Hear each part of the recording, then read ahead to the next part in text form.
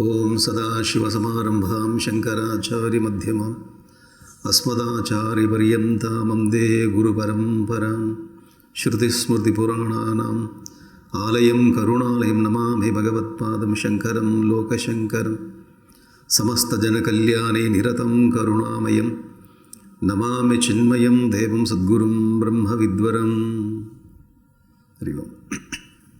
இந்த டெக்ஸ்ட்டு ஏன் நான் எடுத்தேன், இந்த மனுஸ்மிருதி ஏன் எடுத்தேன் அப்படின்னா, அதுக்கு நிறைய கேள்விப்பட்டேன். நான் நிறைய நமக்கு சாஸ்திரங்கள் மூன்றாக பிரிஞ்சிருக்கிறது.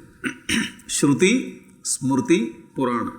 பகவான் ஆதிசங்கராச்சாரிய மேலே ஒரு ஸ்தோத்திரம், ஒரு சின்ன ஸ்லோகம். ஸ்ருதி ஸ்மிருதி புராணானாம் ஆலயம், அதாவது இருப்பிடம். வேதத்துக்கும் தர்மசாஸ்திரத்துக்கும் புராணங்களுக்கும், புராணங்கள்னால் இதிகாசம் அதுக்குள்ளே அண்டர்ஸ்டுட், அதுக்குள்ளே இன்க்ளூடட்.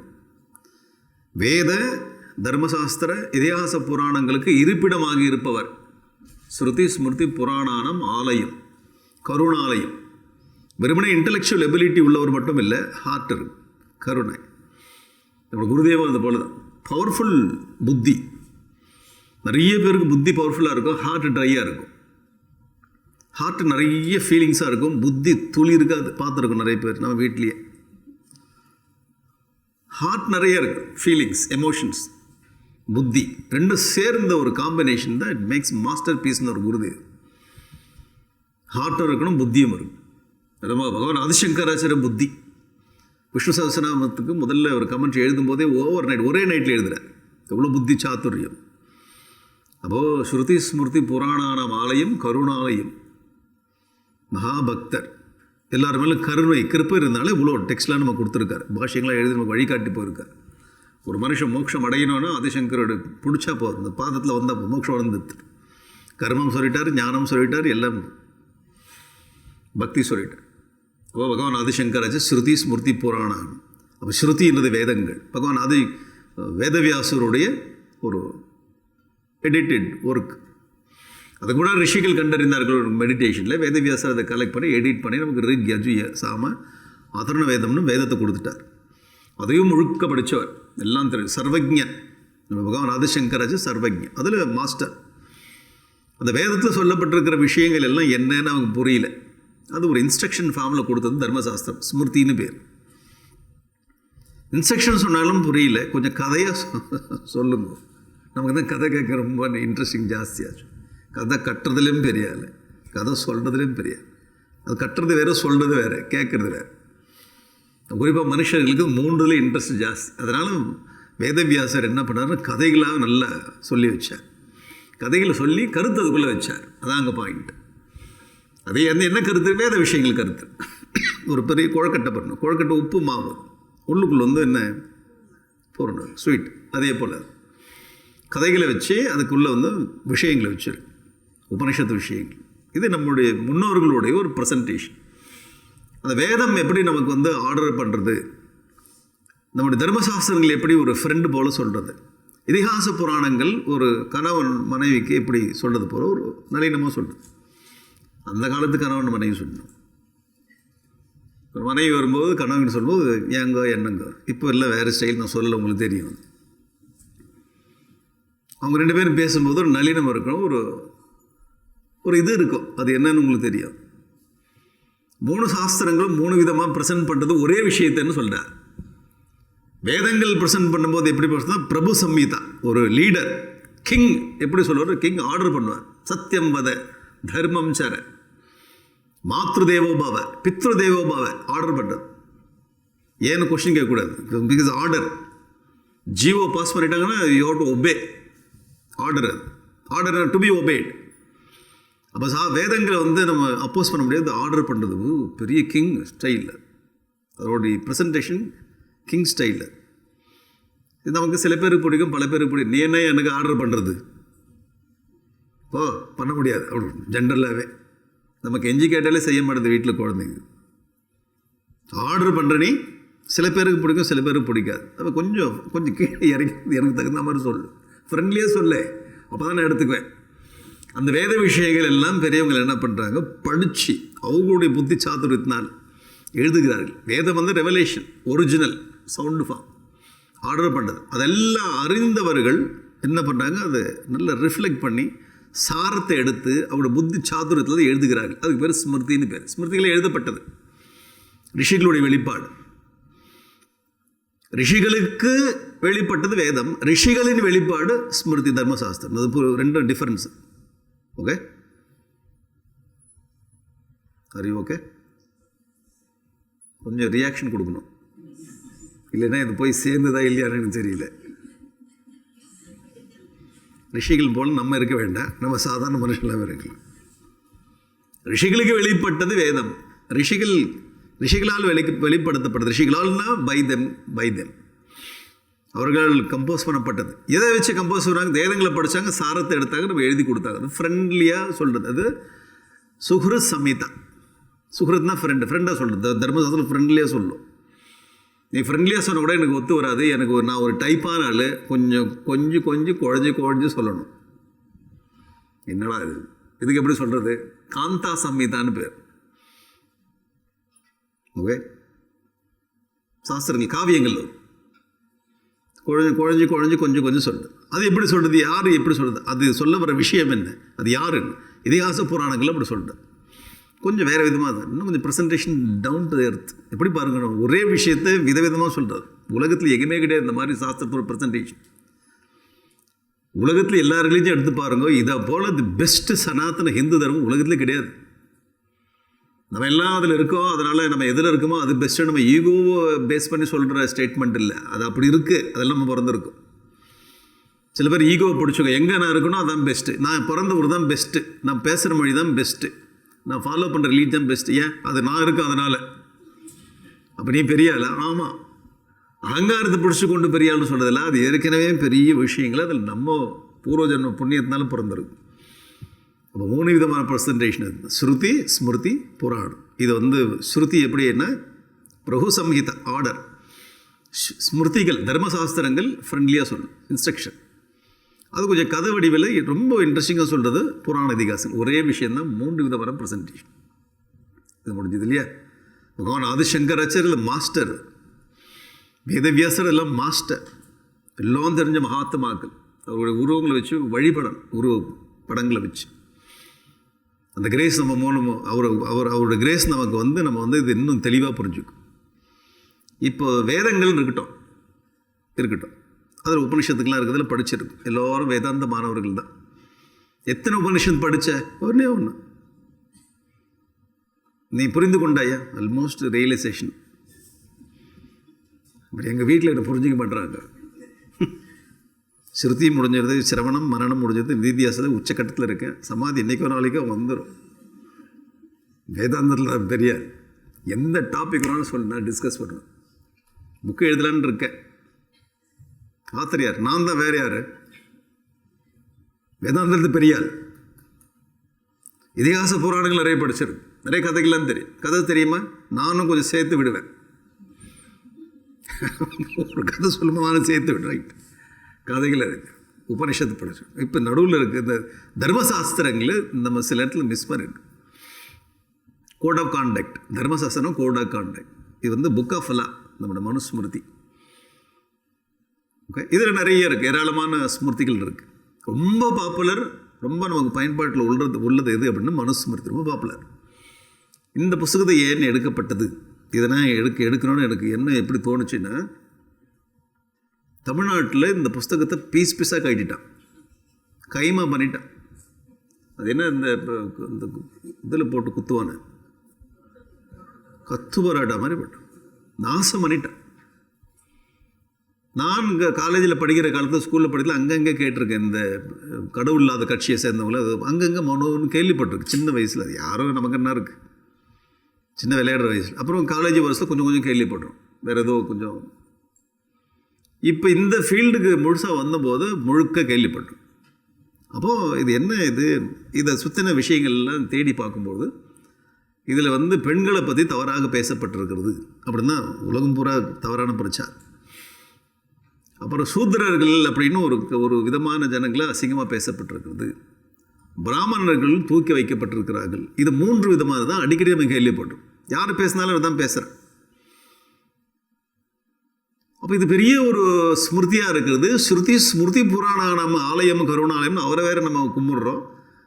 அவர் சம்மந்தப்பட்ட விஷயங்கள் இதில் இப்படி இருக்கிறதே அப்படின்னு ஒரு சிந்தனை இருக்குது. இது என்ன, நமக்கும் டைம் இல்லை இது எடுத்து பார்க்கணும். ஏன்னா வேதாந்த விஷயத்தில் நம்ம இதுவாக இருக்கும், கீதை பிரச்சாரம் புராணங்களை பண்ணுறோம். இது நடுவில் மிஸ் பண்ணிட்டோம். அதுக்கப்புறம் இது போய் தேடி பார்க்கும்பொழுது இதை வந்து எரிச்சிருக்காங்க. நான் நிறைய இந்த இதில் கூகுளில் போய் பண்ணி பார்த்து நிறைய எரிக்கிறாங்க.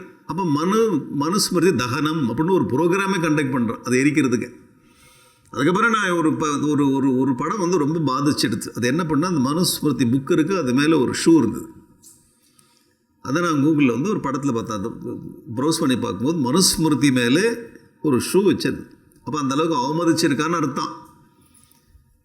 இது என்ன, இது இப்படி ஒரு மோசமான ஒரு நிலைக்கு போயிடுது. இதில் என்ன இருக்கிறது அப்படி, இதை படித்து பார்ப்போம் அப்படி என்ன தான் இருக்குது அப்படின்னு படிக்கும்போது தான் இதில் அவ்வளோ பொக்கிஷங்கள் இருக்குது. இது எதிர்பிரச்சாரம் பண்ணாமல் விட்டுட்டாங்கன்னு தோணுச்சு. இப்போ நம்ம வீட்டில் ஒரு புள்ள இருக்கா, அந்த பிள்ளைய பற்றி தப்பாக பேசுகிறாங்கன்னா அப்பாவும் அம்மாவும் வெளியில் வந்து அப்படி இல்லைன்னு சொல்லணும் இல்லை. உன்னை சொல்லும்போது அப்படி இல்லைன்னு எதிர் தாட்டு கொடுக்கணும் இல்லை. அதுவும் ஆக்ரோஷமாக கொடுக்காத போயிட்டாங்களோன்னு எனக்கு தோணுச்சு. கொடுத்துருப்பாங்க, ஒரு வேளை நம்ம அதில் பிறந்திருக்க முடியாது, என்னன்னு தெரியாது. ஆனால் ஹிஸ்ட்ரிலாம் எடுத்து நம்ம பொருட்கள்னா கூட ஹிஸ்ட்ரி எடுத்து படித்தா தெரியும். அந்த மாதிரி யாரும் கொடுத்தா மாதிரி தெரியல. சில பேர் பேசுகிறேன். அப்போ என்ன அந்த விஷயத்து என்ன அதுக்குள்ளே இருக்குது, அதை எதுக்கு இப்படி அவமானம் பண்ணிட்டாங்க, எதுக்கு இதை வந்து இப்படி ஒரு டார்ச்சர் பண்ணி கிழின்னு கிழிச்சிருக்கேன். இதோட நிறுத்தலை. இது ஒரு விஷயம் என்னென்ன மனு தர்மத்தோடு நிறுத்தலை, ரொம்ப இன்னும் கொஞ்சம் கீழே வந்து பகவத்கீதையும் அந்த கேட்டகரியில் சேர்ந்ததுன்றான். அப்போ எங்கே அடுத்த கட்டம் வராமல் ஸ்ப்ரெட் ஆகுது. அது வீட்டில் செல் அரிச்சு போனால் இந்த வாசக்கட்டில் செல் அரிச்சு போனால் அங்கே அங்கே முடிஞ்சது அடுத்தடுத்து பிடிச்சினே இருக்கும். அடுத்த கட்டத்துக்கு வர அதுவும் இந்த வர்ணாசிரம தர்மங்களை பேசுது அப்படின்னு அங்கே வரும். சரி, அது என்ன தான் இந்த விஷயத்தில் இருக்குது, அது எல்லாமே மோசமாக இருக்கா, எப்படி இருக்குது, என்ன அதுன்னு படித்தா நிறைய விஷயங்கள் வந்து நம்ம ஏற்கனவே பல நாடுகள் அனுஷ்டானம் பண்ணுறது. மனுஸ்மிருதியில் இருக்கக்கூடிய விஷயங்கள் பல நாடுகள் அனுஷ்டானம் பண்ணுறது. நம்ம ஊர்லேயும் பல அனுஷ்டானங்கள் இருக்குது. என்ன, அதனால் இதை நம்ம படிக்கணும். படித்தா மட்டும் போதாது, நம்ம சீரியஸாக இருக்கக்கூடிய ஸ்டூடெண்ட்டுக்கு வந்து இதை வந்து ஷேர் பண்ணணும்னு தோணுச்சு. அதனால தான் நீங்களாம் இங்கே வந்திருக்கீங்க. இந்த மனுவா உங்களை வந்து கூட்டிகிட்டு வந்தார். அவர் சொன்னார் பாருங்க, ஆதிசங்கர் கூட்டின்னு வந்திருக்கார், மனு கூட்டின்னு வந்து உட்கார வச்சுருக்கார். அதனால் இதை படித்து நம்ம டிஸ்கஷன் தயாராகணும், ஆர்கியூமெண்ட்டுக்கும் தயாராகணும். ஓகேவா? நம்ம குருதேவர் வந்து 2 விஷயம் பண்ணார். ஒன்று, இந்த சாஸ்திரத்தை நமக்கு சொல்லிக் கொடுத்து நீ சாதகனாக இருந்தனார். இதே சாஸ்திரத்தை நீ படித்து நீ ஸ்ப்ரெட் பண்ணணும்னு சொன்னார். ஸ்ப்ரெட்டிங் த இன்ஃபர்மேஷனும் important and growing inside also important. Internal growth, external என்ன ஸ்ப்ரெடிங் த மெசேஜ் ரெண்டுமே அவசியம். ஆத்மனோ மோக்ஷார்த்தம் லோக ஹிதாயச்சு. நாமளும் எவால்வ் ஆகணும். Towards the goal you have to move. The same time you have to serve the Sanatana Dharmam. சர்விங்னு சொல்லும்போது டு ப்ரொடெக்டிங் தி நாலேஜ். அப்போ வெறுமனே இது புக்கு பிரிண்ட் போட்டு இதில் வச்சுருந்தோம்னா அது ப்ரொடெக்ஷனில், அது படிக்கணும். வரும் படித்து அண்டர்ஸ்டாண்டில் கொண்டு வந்து டாபிக் வெளியூர்ந்த வரும்போது தான் அது இட் இஸ் ப்ரொடெக்டட். வெறுமனே அது லைப்ரரியில் வச்சுருந்தோம் அப்படின்னா ப்ரொடெக்ஷன் ஆகாது. பல பேர் இது படிக்கணும். ஓகேவா? இந்த காரணங்களால் இதில் என்ன தான் இருக்குது எடுத்து பார்த்துருவோம் அப்படின்னு எடுக்கப்பட்ட சப்ஜெக்ட். இது வந்து எப்படின்னா ஒரு பெரிய ராஜகோபுரம், ஒரு பிரம்மாண்டமான ராஜகோபுரத்தை எல்லாம் காலுக்கு கீழே இருந்த ஃபவுண்டேஷன்லாம் அடித்து உடச்சி ராஜகோபுரத்தை சாய்ச்சிட்டானுங்க. அந்த மாதிரி சாய்க்கப்பட்டிருக்கிறது சாஸ்திரம். இது திரும்ப மீண்டும் எடுத்து நிறுத்தணும். அதுக்கு சப்போர்ட்டிங் பில்லர்ஸ்லாம் கொடுக்குறோம். முயற்சி தான். ஒரு ஆள், ஒரு நல்ல ஆள், ஒரு 4 பசங்க ரவுடி பசங்க சேர்ந்து அடித்து அவரை வந்து கீழே போட்டாலும் பிராணன் இருக்குது. 5 பிராணில் ஒரு பிராணன் இருக்குது. கொஞ்சம் ஐசி யூனிட்டில் கொண்டு போய் வச்சு ட்ரீட்மெண்ட் கொடுத்தா தூக்கிடலாம். அதை நான் சொல்கிறது புரியுது, தூக்கிடலாம். ஆனால் யார் தொடுறது, அதை யார் தொட்டு யார் தூக்குறது, அந்த மாதிரி கதியில் இருக்குது. அப்போ இதை நம்ம படித்து இதை பேசினால் இதை வந்து பிரச்சனை ஆகணும். பிரச்சனை இல்லாமல் பண்ணுறதுக்காக தான் படிக்கணும். நம்ம அட்லீஸ்ட் வெளியில் போய் ஆர்கியூ பண்ணுறோம், வெளியில் டிஸ்கஸ் பண்ணுறோம், அதை விடுங்க. நம்ம ஜனங்களுக்கு கிளாரிட்டி முதல்ல கொண்டு வரோம். இப்போ நம்ம படிக்காத தொட்டு தானே வேறு எவனோ சொல்லும்போது ஒரு வேலை இருக்குமோ அப்படின்னு தோணுது இல்லையா? நம்ம பிள்ளைய பற்றி நம்ம ஸ்டடி பண்ணல, வேறு எவனோ ஒரு வேலை இவன் பண்ணியிருப்பானோ, இவன் பண்ணக்கூடிய பிள்ளை தான் அப்படின்னு அம்மா. ஏன்னா அம்மா சொன்ன சில கேட்கல அவன். அதனால் வெளி உலகத்துலேருந்து வரும்போது அம்மாவை சப்போர்ட் இவன் பண்ணாலும் பண்ணியிருக்கோம். அது ஏன் நேற்று கடைக்கு போக சொன்னால் போகல, ஒரு சின்ன வேலை பண்ணலன்றதுக்காக இன்னொருத்தன் ஒரு பழி சொன்னால் ஆகியிருக்கும் அப்படின்னு நமக்கு தோன்றும். நம்ம படித்து இது இருக்குது, இல்லை இது எனக்கு கன்வின்ஸ் ஆகலை, இது கன்வின்ஸ் ஆச்சு அப்படின்னு நம்முடைய என்ன direct experience, direct studies important. ஓரளவுக்கு சமஸ்கிருதம் தெரியும், ஓரளவுக்கு வேதாந்தம் படிச்சிருக்கு. வேதாந்திக் பேக்ரவுண்டோடு படிக்கும்போது அண்டர்ஸ்டாண்டிங் கிளியர். தவறாக புரிந்து கொள்ளப்பட்டிருக்கிறது, தவறாக பிரச்சாரம் செய்யப்பட்டிருக்கிறது. நம்முடைய குருதேவருக்கு 108 பேரில் ஒரு பேர் சாஸ்திர உத்தாரகாயனமா, சாஸ்திரோத்தாரக. ஓகே, ஜீர்ண மந்திரோத்தாரக. நம்ம கோயிலில் டைலாபிட் ஆகிருக்கு, உடனே அந்த கோவிலை திருப்பி கட்டு. ராமர் கோயிலேருந்து அயோத்தியில் திருப்பி வர்றதுக்கு ஒரு தாட்டு கொடுத்தோம் நம்ம குருதேவ் அங்கே கட்டணும். இந்த ஜீர்ண மந்திரோத்தாரக. அதே போல் சாஸ்திர உத்தாரக, இப்படி ஒரு சாஸ்திரம் அடித்து போட்டிருக்கு. இப்போ என்ன ஒரு விஷயம்னா, இந்த சாஸ்திரத்தை நம்ம எடுத்து என்ன பண்ணாலும் அது பாசிட்டிவாக தான் முடியும். ஏன்னா அடிக்கிற அடித்து போட்டான், இனிமேல் அடிக்கிறதுக்கு ஒன்றும் இல்லை, க்ளீன் போல்டு படிச்சிருக்குது டெத் பெட்டில். இப்போ எதை செஞ்சாலும் அது மேலே எழும்பும். உங்களுக்கு சொல்கிறது புரியுதா? என்ன இதை பற்றி பண்ணாலும் இதில் ஆப்போசிஷன் வந்தால் கூட அது மேலே எழுந்து நிற்கும். ஏன்னா படிச்சிருக்கு. நீங்கள் ஏதோ ஊசியெல்லாம் போட்டு எதோ டியூப்லாம் சொருகி அது அப்படியே எழுந்து நிற்குது கொஞ்சம். ஏன் இதுக்கு மேலே அடிக்கிறதுக்கு, இதுக்கு மேலே படுக்கிறதுக்கு ஒன்றும் இல்லை, மேக்சிமம் பண்ணி விட்டான். அதனால் நம்ம இந்த டெக்ஸ்ட் எடுக்கிறோம், இந்த ஒரு வாரம் படிக்கிறோம். ஸோ இந்த முறை வந்து நமக்கு டைம் கம்மியாக இருக்கிறது. டைம் கம்மியாக இந்த டைமில் தான் படிப்போம். 4 சாப்டர் படிப்போம். நிறைய ஸ்லோகங்கள் இருக்கு, என்ன பண்ணுறது அதை நான் பார்த்துக்கிறேன். ஓகே, அதை நான் பார்த்து கவர் பண்ணுறதெல்லாம் கவர் இம்பார்ட்டன்ட் ஸ்லோக்கெல்லாம் நோட் பண்ணேன். இப்போ இது வந்து உங்களுக்கு லைஃப் ஸ்டடி. இப்போ உங்களுக்கு நான் கொடுக்குற ஒரு இது என்னென்னா, ஒரு சஜஷனாக லைஃப் ஸ்டடி. சும்மா வந்து ரொம்ப நாள் வெளியில் போகிறோன்னு நினச்சேன், ஏதோ கூப்பிட்டாங்க போயிட்டு வரேன். கேரளா போகணுன்னு தோணுச்சு, இங்கே நான் வந்ததே இல்லை, அந்த மாதிரி ஐடியா இல்லை. இப்போ நீங்கள் இந்த படிக்கிற படிப்பை வந்து 3 வருஷம் படிக்க போகிறீங்க. இப்போ அப்படி வேறு பிளான் இருக்கா? நான் அடுத்த வருஷம் உத்தரகாசியில் போகலான்னு இருந்தேன், அது தனியாக போயிடுங்க. இது வந்து சீரியஸ் ஸ்டடி. 3 வருஷம் படிக்க போகிறோம், 1 வருஷம் 4 சாப்டர். 3 வருஷம் 4 சாப்டர் 12 சாப்டர் படிக்கணும். நீங்கள் இந்த விஷயத்தை எடுத்து கிளாரிட்டி வந்து நீங்கள் கன்வின்ஸ் ஆகி பல பேர் கொண்டு போய் சேர்க்க. குருதேவர் சொல்லுவார், இப்போ எங்களை மாதிரி ஆளுங்க ட்ரெயின் பண்ணார் இல்லையா, இப்போ எங்களை மாதிரி ஆளுங்க வந்து டார்ச் பேரர் இல்லை சனாதன தர்மத்துக்கு. சனாதன தர்மத்தை பொறுத்தவரை ஒவ்வொருத்தரும் டார்ச் பேரர்னு சொல்கிறார். நம்ம நினச்சிக்கிற, நீ வீட்டை விட்டு வந்துட்ட, நீ பார்த்துக்கோ, உங்களை போல் வந்திருக்காங்களே அவங்க பார்த்துக்கோ, ஏன்னா அவங்க தான் ஒன்றும் வேலை இல்லாமல் இருக்காங்களே, நீ பார்த்துக்கோ. அப்படி நம்ம மைண்டில் அப்படி கூடாது, ஒவ்வொருத்தரும் அதை எடுக்கணுன்றார். சனாதன தர்மத்தை பொறுத்தவரை ஒரு லீடர் இல்லைன்னு சொன்னார். ஒரு லீடர் இல்லை, ப்ரொடெக்ட் பண்ண ஒவ்வொரு சனாதன தர்மையும் ப்ரொடெக்ட் பண்ணால் அவங்க டார்ச் எடுத்துன்னு கையில் போகிறோன்றார். அதான் அவருடைய என்ன தாட். அது நமக்கு ரெஸ்பான்சிபிலிட்டி இருக்குது. இப்போ நம்ம இதை எடுப்போம். ஸ்டார்ட் பண்ணுவோமா? அப்போ இதுவரையும் ஸ்டார்ட் பண்ணவே இல்லையா? இல்லை, சுற்றி ஒரு இன்ட்ரோடக்ஷன், எதுக்காக இதை படிக்கணும் அப்படின்னு படித்தே ஆகணும். அதெல்லாம் என்ன இருக்கிறது அப்படி. ஏன்னா இதை கொளுத்தினவங்களாம் இந்த சம்ஸ்கிருதம் படிக்காதே கொளுத்திருக்காங்க. ஒன்றும் படிக்காமல் கொளுத்திருக்கான், இல்லை அந்த லாங்குவேஜ் தெரியாமல் கொளுத்திருக்கு. அது வந்து அது எப்படி ஒரு சாத்திரன்னு சொல்ல முடியும்?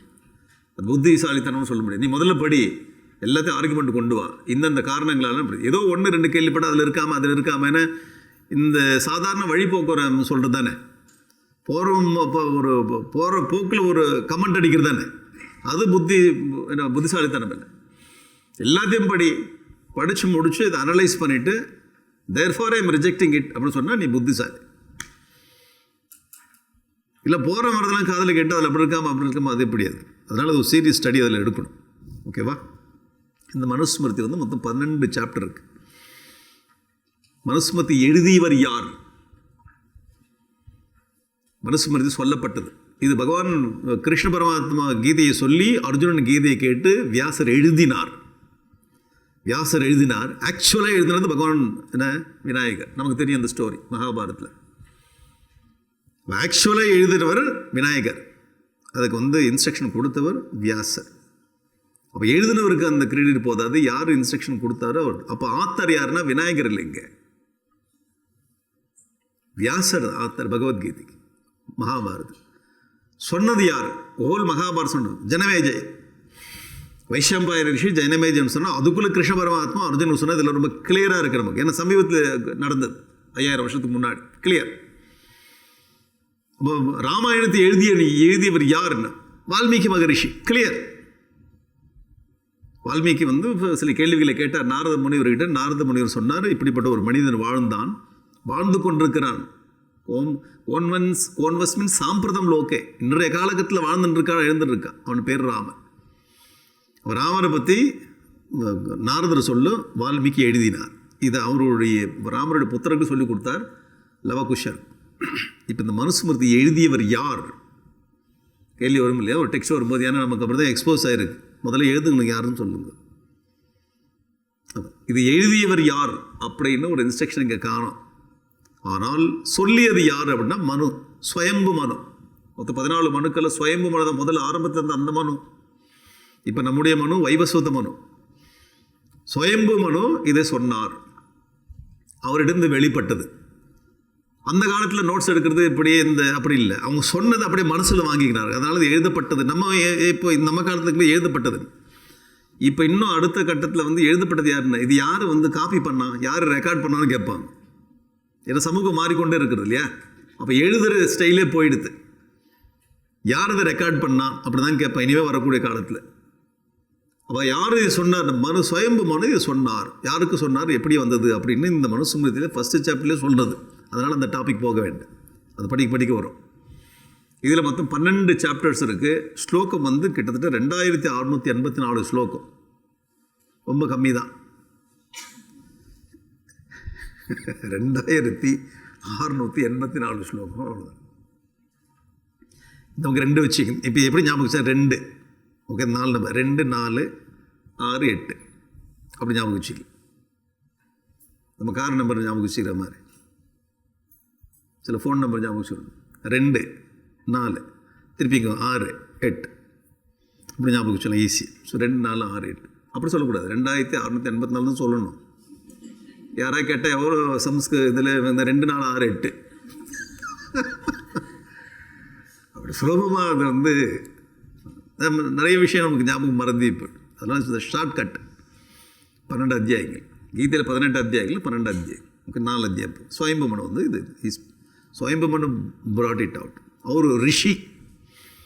சுயம்பு மனு ஒரு ரிஷி. அவர் எல்லா வேதங்களும் புரிந்து அந்த வேதங்களுடைய எசன்ஸ் எடுத்து ஒரு தர்மசாஸ்திரத்தை கொடுத்தார். எல்லாம் எப்படி மனிதன் உலகத்தில் வாழணும் இன்ஸ்ட்ரக்ஷன், எப்படி சமூகம் இருக்கணும் இன்ஸ்ட்ரக்ஷன். அது என்னென்னு கொஞ்சம் இன்ட்ரெஸ்டிங்காக இருக்கும். ஓகேவா? இதெல்லாம் மிஸ்இன்டர்பிரேட் பண்ணி எவ்வளோ நாசம் படைச்சிருக்கு நம்ம நாட்டில்னு பார்க்கும். யார் பொறுப்பு, யார் இதை பேசணும், நம்ம தான் பொறுப்பு, நம்ம தான் எடுத்து பேசுனது. இதில் அப்படி இல்லை அப்படின்னு தாரணை பண்ணது பண்ணணும். அது ஒரு முயற்சி பண்ணோம். கடவுள் கிரேஸ், குரு கிரேஸ். நம்ம குருதேவை பொறுத்தவரையும் பகவத்கீதையும் இதெல்லாம் உபனிஷத்து கொண்டு கொடுத்தாரு. அடுத்து அதிலேயே உட்காந்துட்டு இருக்காமல் அடுத்த கட்டம் நம்மளே சிலதெல்லாம் பண்ணணும். சில ப்ராஜெக்ட்ஸ் அவர் ஸ்டார்ட் பண்ணார். அவர் பாலவிகாரோடு நிறுத்தினார் குருதேவர். இப்போ என்ன சிஷு விகார், இப்போ கர்ப்பத்து உள்ளே சம்ஸ்காரம், கர்ப்ப சம்ஸ்காரம் எவ்வளோ தூரம் போது பாருங்க. சிஷு விகார் கர்ப்ப உள்ளுக்குள்ளே இருக்கும்போது இந்த ஜீவனுக்கு சம்ஸ்காரம் கொடுக்கும். இதை விட இன்னும் டாப்னா மனுஷன் வாழும்போது நல்லவனாக வாழ்ந்தாலே எல்லாமே ஆட்டோமேட்டிக்காக நல்லாயிருக்கும். தாய் நல்லவளாக இருந்தால், தகப்பனாக நல்லவளாக இருந்தாலும் வரக்கூடிய ப்ராடக்ட் எல்லாமே பெஸ்ட்டாக இருக்குது. அப்போ அடுத்த ப்ராடக்ட்னா ஹியூமன் இண்டிவிஜுவல் டிரான்ஸ்ஃபர்மேஷன், அவ்வளோதான். அப்போது அதோடு நிற்காமல் மேலே நம்ம சாஸ்திரங்களை படிக்கணும், இன்னும் எக்ஸ்பேண்ட் பண்ணணும் அந்த முயற்சி. ஓகேவா? ஸோ 12 அத்தியாயங்கள், எத்தனை ஸ்லோகங்கள்? 2, 4, 6, 8 ஸ்லோகங்கள் இருக்கு. பகவத்கீதையை விட பல மடங்கு ஜாஸ்தியாக இருக்கிறது ஸ்லோகம். அதை பற்றி கவலை இல்லை. பகவத்கீதை ஒரு ஸ்லோகத்துக்கும் அவ்வளோ கமெண்ட் இருக்குது. இதுக்கும் கமெண்ட்ரி எழுதுனுங்க இருக்காங்க, நான் சொல்கிறேன். இப்போ சன்ஸ்கிரிட் கமெண்ட்ரி இருக்குது இதுக்கு. ஓகேவா? இப்போ நம்ம எடுத்த உடனே இந்த மனுஸ்மிருதி இப்படி சொல்கிறது அப்படி சொல்கிறது இருக்கட்டும், படிக்கலாம். இந்த மனுஸ்மிருதியை போற்றி புகழ்ந்தவர்கள்லாம் யார் அப்படின்னு பார்ப்போம். யார் யாரெல்லாம் அதை தூக்கி நிறுத்தினார்கள் அப்படின்னா, முதல் புஸ்தகம் நம்ம எடுக்கிறது பெரிய புராணம். பெரிய புராணம்ன்ற புஸ்தகம் இது இயற்றியவர் யார்? சேக்கிழார். இதுக்கு இன்னொரு புராணம் திருத்தொண்ட புராணம். 63 நாயன்மார்களை பற்றி பேசக்கூடிய புராணம், தமிழ் புஸ்தகம். 63 நாயன்மார்களை பற்றி விழாவரே எழுதுகிறாரு சேக்கிழார். இது ஒரு விசேஷம் என்னென்னா, சேக்கிழாரோ ஒரு பெரிய மகாத்மா. அவர் தன்னை பற்றி ஒரு சின்ன இது கூட எழுதிக்கல இங்கே. அவங்கள பற்றி எழுதிட்டு இவரை பற்றி நோட்ஸே இல்லை இங்கே. தன்னை பற்றி எழுதி 63 நாயன்மார்களை பற்றி பேசினா பெரிய புராணம். இந்த பெரிய புராணம் எப்படி வந்தது? முன்னாடி கதை கட்டினா அதுக்கும் மனுக்கும் கனெக்ஷன் உண்டு. மனுஸ்மிருதி சொன்னால் பெரிய புராணம் எடுக்கிற கனெக்ஷன் உண்டு. எப்படின்னு, ஒருவேளை இந்த கதையை சொல்லிட்டு நீ ஏன் கனெக்ட் பண்ண போறியா? இல்லை, ஏற்கனவே இருக்காது. இந்த பெரிய புராணத்தை எழுதினவர் சேக்கிழார். திருத்தொண்ட புராணம் போகிற இது 63 நாயன்மாரோட கதை சரித்திரம். இது எப்படி உருவாகிறது அப்படின்னா, கைலாசம் இப்படி தான் வருது. பெரிய புராணத்தில் எல்லாமே செய்யுள், எல்லாம் ஒரிஜினல் செய்யுள். கைலாச பருவத்தில் பார்வதி பரமேஸ்வரன் இருக்கு, நிறைய ரிஷிகள்லாம் இருக்கு. அது ஒரு பெரிய ஒரு ஆசிரம் மாதிரி வச்சுக்கங்களேன். அந்த கைலாச பருவத்தில் அவங்க ரிஷிகள் இருக்காங்க, மகாத்மா மக்கள் இருக்காங்க, பார்வதி பரமேஸ்வரன் அவங்கள சென்டர் பண்ணி தான் அங்கே எல்லாம் நடக்கிறது. அப்படி இருக்கும்போது ஒரு நாள் என்ன ஆகுறதுன்னா, ஒரு பெரிய ஒளி ஒன்று வருது. ஒரு ஒரு சூரியன் போல் 1000 சூரியன் சேர்ந்த அப்படி இருக்கும் ஒரு ஒளி தோன்றது கைலாசத்தில். எல்லாரும் என்ன இது ஒளி அப்படின்னு கேட்குறேன். நிறைய ரிஷிகள் கூட்டம் உட்காந்து அவங்க சர்ச்சை பண்ணிட்டு இருக்காங்க, சாஸ்திர சர்ச்சை. அவர் ஒரு ரிஷி, அவருடைய பேர் வந்து உபமன்யுன்னு பேர், உபமன்யு ரிஷி. அந்த உபமன்யுன்ற பேரே சேக்கிழார் தமிழில் சொல்கிறார். அப்படி உபமன்யு அவர் தான் அங்கே டீச்சராக இருக்கார். அவரை போய் கேட்குறேன், ரொம்ப இன்ஃபர்மேட்டிவாக இருப்பார் ஒரு வேளை. அவரை போய் கேட்குறேன், பட் புராணத்தில் இல்லையே அந்த மாதிரி ஒரு பேர் ரொம்ப ஜாஸ்தி கேள்விப்பட்டதில்லை, இதில் இருக்குது. அவர் சொல் உபமன்யுன்ற ரிஷி. மற்ற ரிஷிகள்லாம் போய் கேட்குறாங்க, ஏன் இந்த ஒளி திடீர்னு கைலாசத்தில் இப்படி ஒரு 1000 சூரியன் ஒன்றா உதிச்சாப்பில் ஒரு ஒளி இருக்குது என்ன அப்படின்னு கேட்குறேன். அப்போ இந்த உபமன்யு ரிஷி சொல்கிறாரு, அவர் சிவ தியானத்தில் இருக்கார்.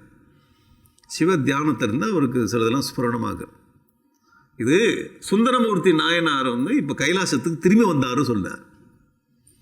சுந்தரமூர்த்தி நாயனார் தன்னுடைய அவதாரத்தை முடித்து விட்டு கைலாசத்துக்கு திரும்பி வரார். அவர் தான் ஜோதி வடிவமாக காட்சி கொடுக்குறாருன்றார். உடனே இருக்கிற ரிஷிகளாம் யார் சுந்தரமூர்த்தி நாயனார், எங்கே போனார், ஏன் திரும்பி வந்தார்னு கதை கேட்குறாரு. இப்படி தான் கதை ஸ்ப்ரெட் ஆகுது, ஸ்டார்ட் ஆகுது. அப்போ உபமன்யுன்ற ரிஷி சொல்கிறார், இந்த கைலாசத்தில் அந்த கதை ஆரம்பிக்கும். இப்படி தான் கதையே சேக்கிழார் ஆரம்பிக்கிறார் இப்போ பெரிய புராணத்தில். அதுக்கப்புறம் தான் ஒவ்வொருடைய சரித்திரமும் வருது. ஏன் போனார், எதுக்கு திரும்பி வந்தார்னா இப்போது கதை சொல்கிறார் உபமன்யு ரிஷி. இந்த கைலாசத்தில் ஆலால சுந்தரன்னு ஒருத்தர் இருந்தார், ஒரு பக்தர், சிவபக்தர். கைலாசத்தில் ஆலால சுந்தரன்னு பேர் அவர். அந்த கைலாசத்தில் நந்தவனம் இருக்குது, பூச்செடிகள்லாம் வளரக்கூடிய இடம் நந்தவனம். அங்கே தேவ கன்னிகைகள்லாம் வர இருக்காங்க.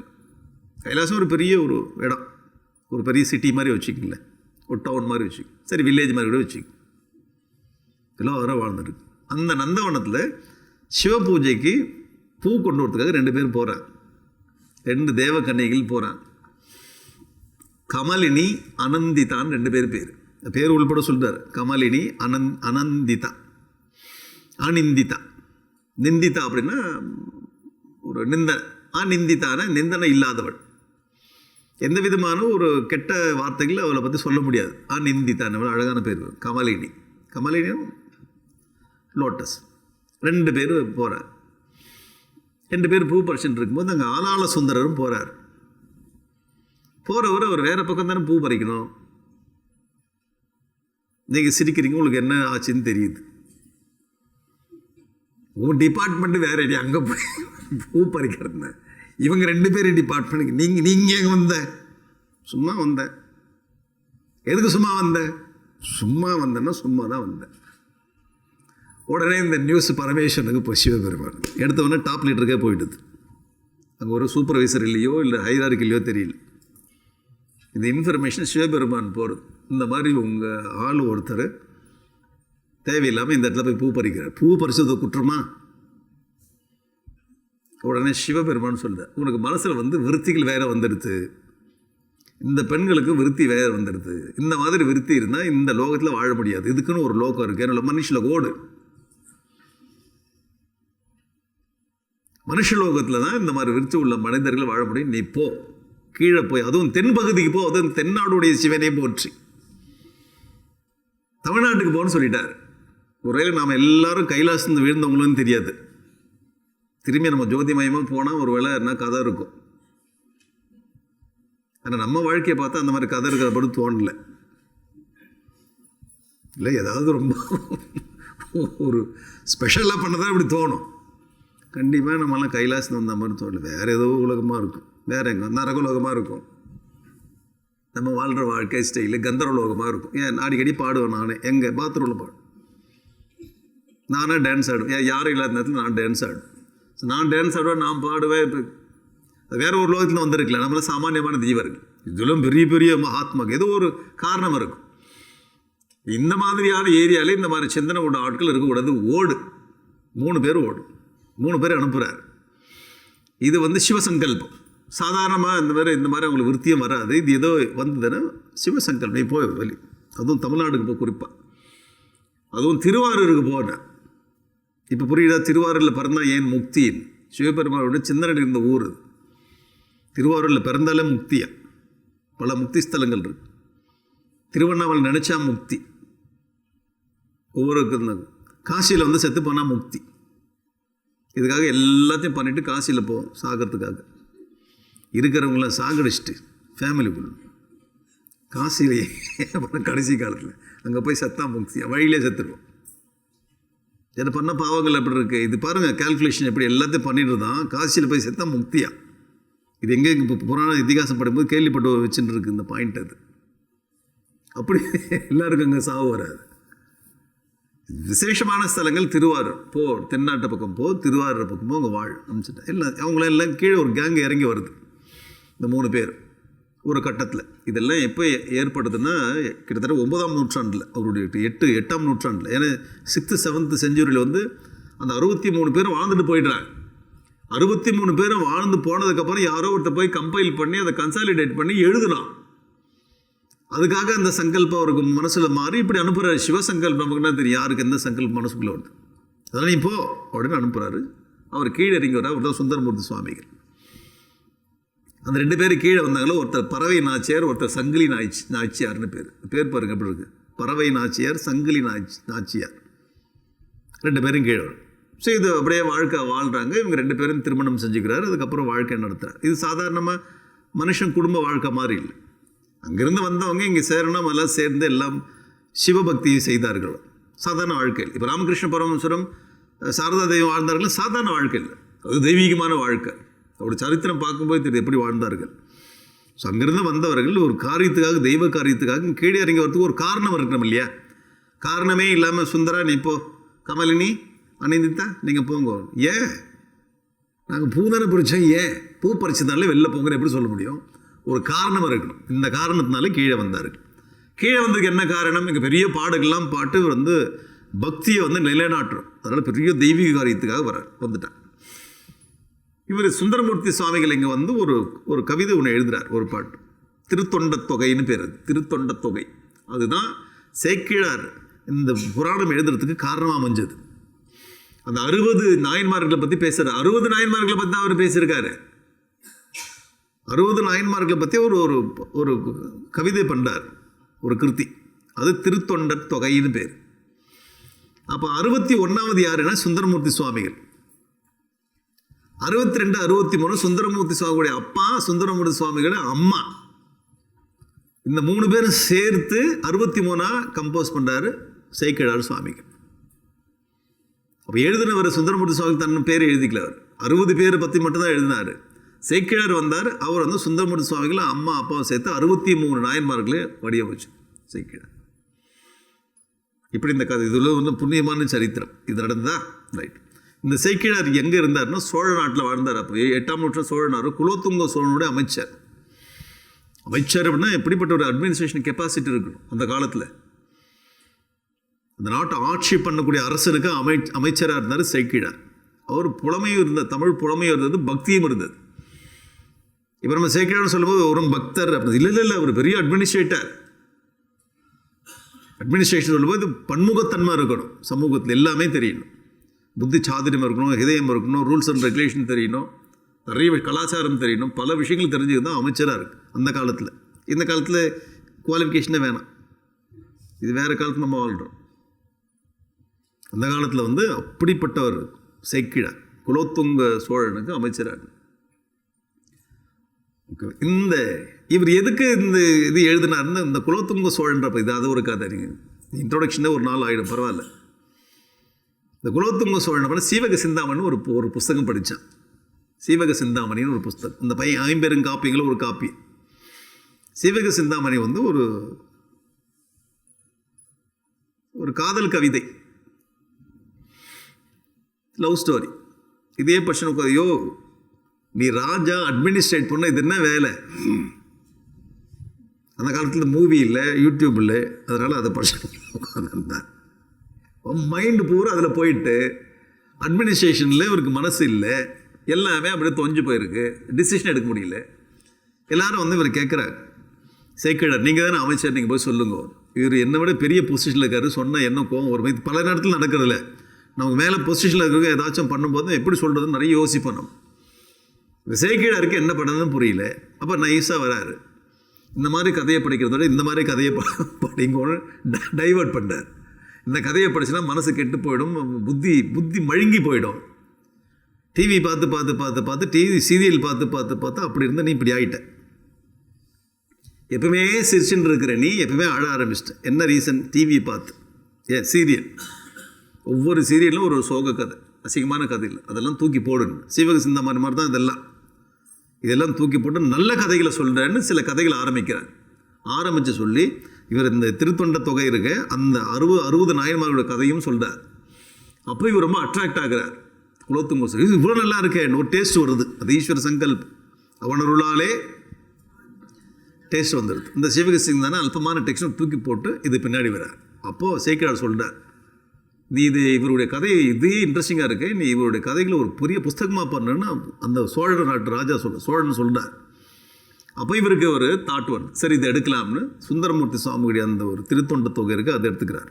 அந்த பகுதி எடுத்து எலாபரேட்டாக பண்ணணும். அப்போ இந்த 60 பேர் வாழ்ந்தவங்களுடைய எங்கெங்கெல்லாம் வாழ்ந்தாங்கன்னு போய் எல்லா இடத்துலையும் ரிசர்ச் பண்ணி, சோஷியல் ஸ்டடி இது, சோஷியல் ரிசர்ச் பேப்பர் இது, சோஷியல் ஸ்டடி பண்ணுறாங்களே அங்கங்கே போயிட்டு அந்த ஊரில் இருக்குது. அதே போல் எல்லா இடத்துலையும் போயிட்டு ஸ்டடி பண்ணி கொண்டு வந்து எப்போ வாழ்ந்தார்கள், என்ன வாழ்ந்தார்கள், எப்படிப்பட்ட தேவாரத்தை பாடினார்கள் எல்லாத்தையும் கலெக்ட் பண்ணி கொண்டு வந்து எடிட் பண்ணி புக்கு ரெடி ஆகிட்டு பெரிய ஒர்க்கு பண்ணியிருக்காரு சேக்கிழார். பெரிய பிரம்மாண்டமான ஒர்க்கு தமிழ்நாட்டுக்கு எல்லாம் கலெக்ட் பண்ணி கொண்டு வந்து புக்கு ரெடி ரிலீஸ் பண்ணணும். எங்கே பண்ணணும்னா செல்லைட்டு திலையில் தான் எழுதுறாரு, திலையில் தான் ரிலீஸ் பண்ணுறார். எல்லாம் எடிட் பண்ணி உட்காந்து இது எல்லாத்துக்கும் எழுதும்போது இந்த தில்லையில் உட்காந்து நடராஜர் பெருமாளோட உட்காந்து திங்க் பண்ணுறார். எப்படி ஆரம்பிக்கலாம், நிறைய இன்ஃபர்மேஷன் இருக்குது, எப்படி ஆரம்பிக்கிறோம். சில பேர் நம்ம நிறைய வேதாந்தம் படிச்சிருப்போம், எல்லா புத்தகம் படிப்போம், உங்களுக்கு கூப்பிடுவாங்க, ஒரு 5 நிமிஷம் டாக் கொடுங்க, என்னத்தை பேசுறதுன்னு தெரியலையே. நீ தான் எல்லாம் படிச்சிருக்கே, எல்லாம் படித்து 5 நிமிஷம் பேசுனா என்ன பேசுறதுன்னு புரியாது. ஏன்னா அவ்வளோ இன்ஃபர்மேஷன் இருக்கும்.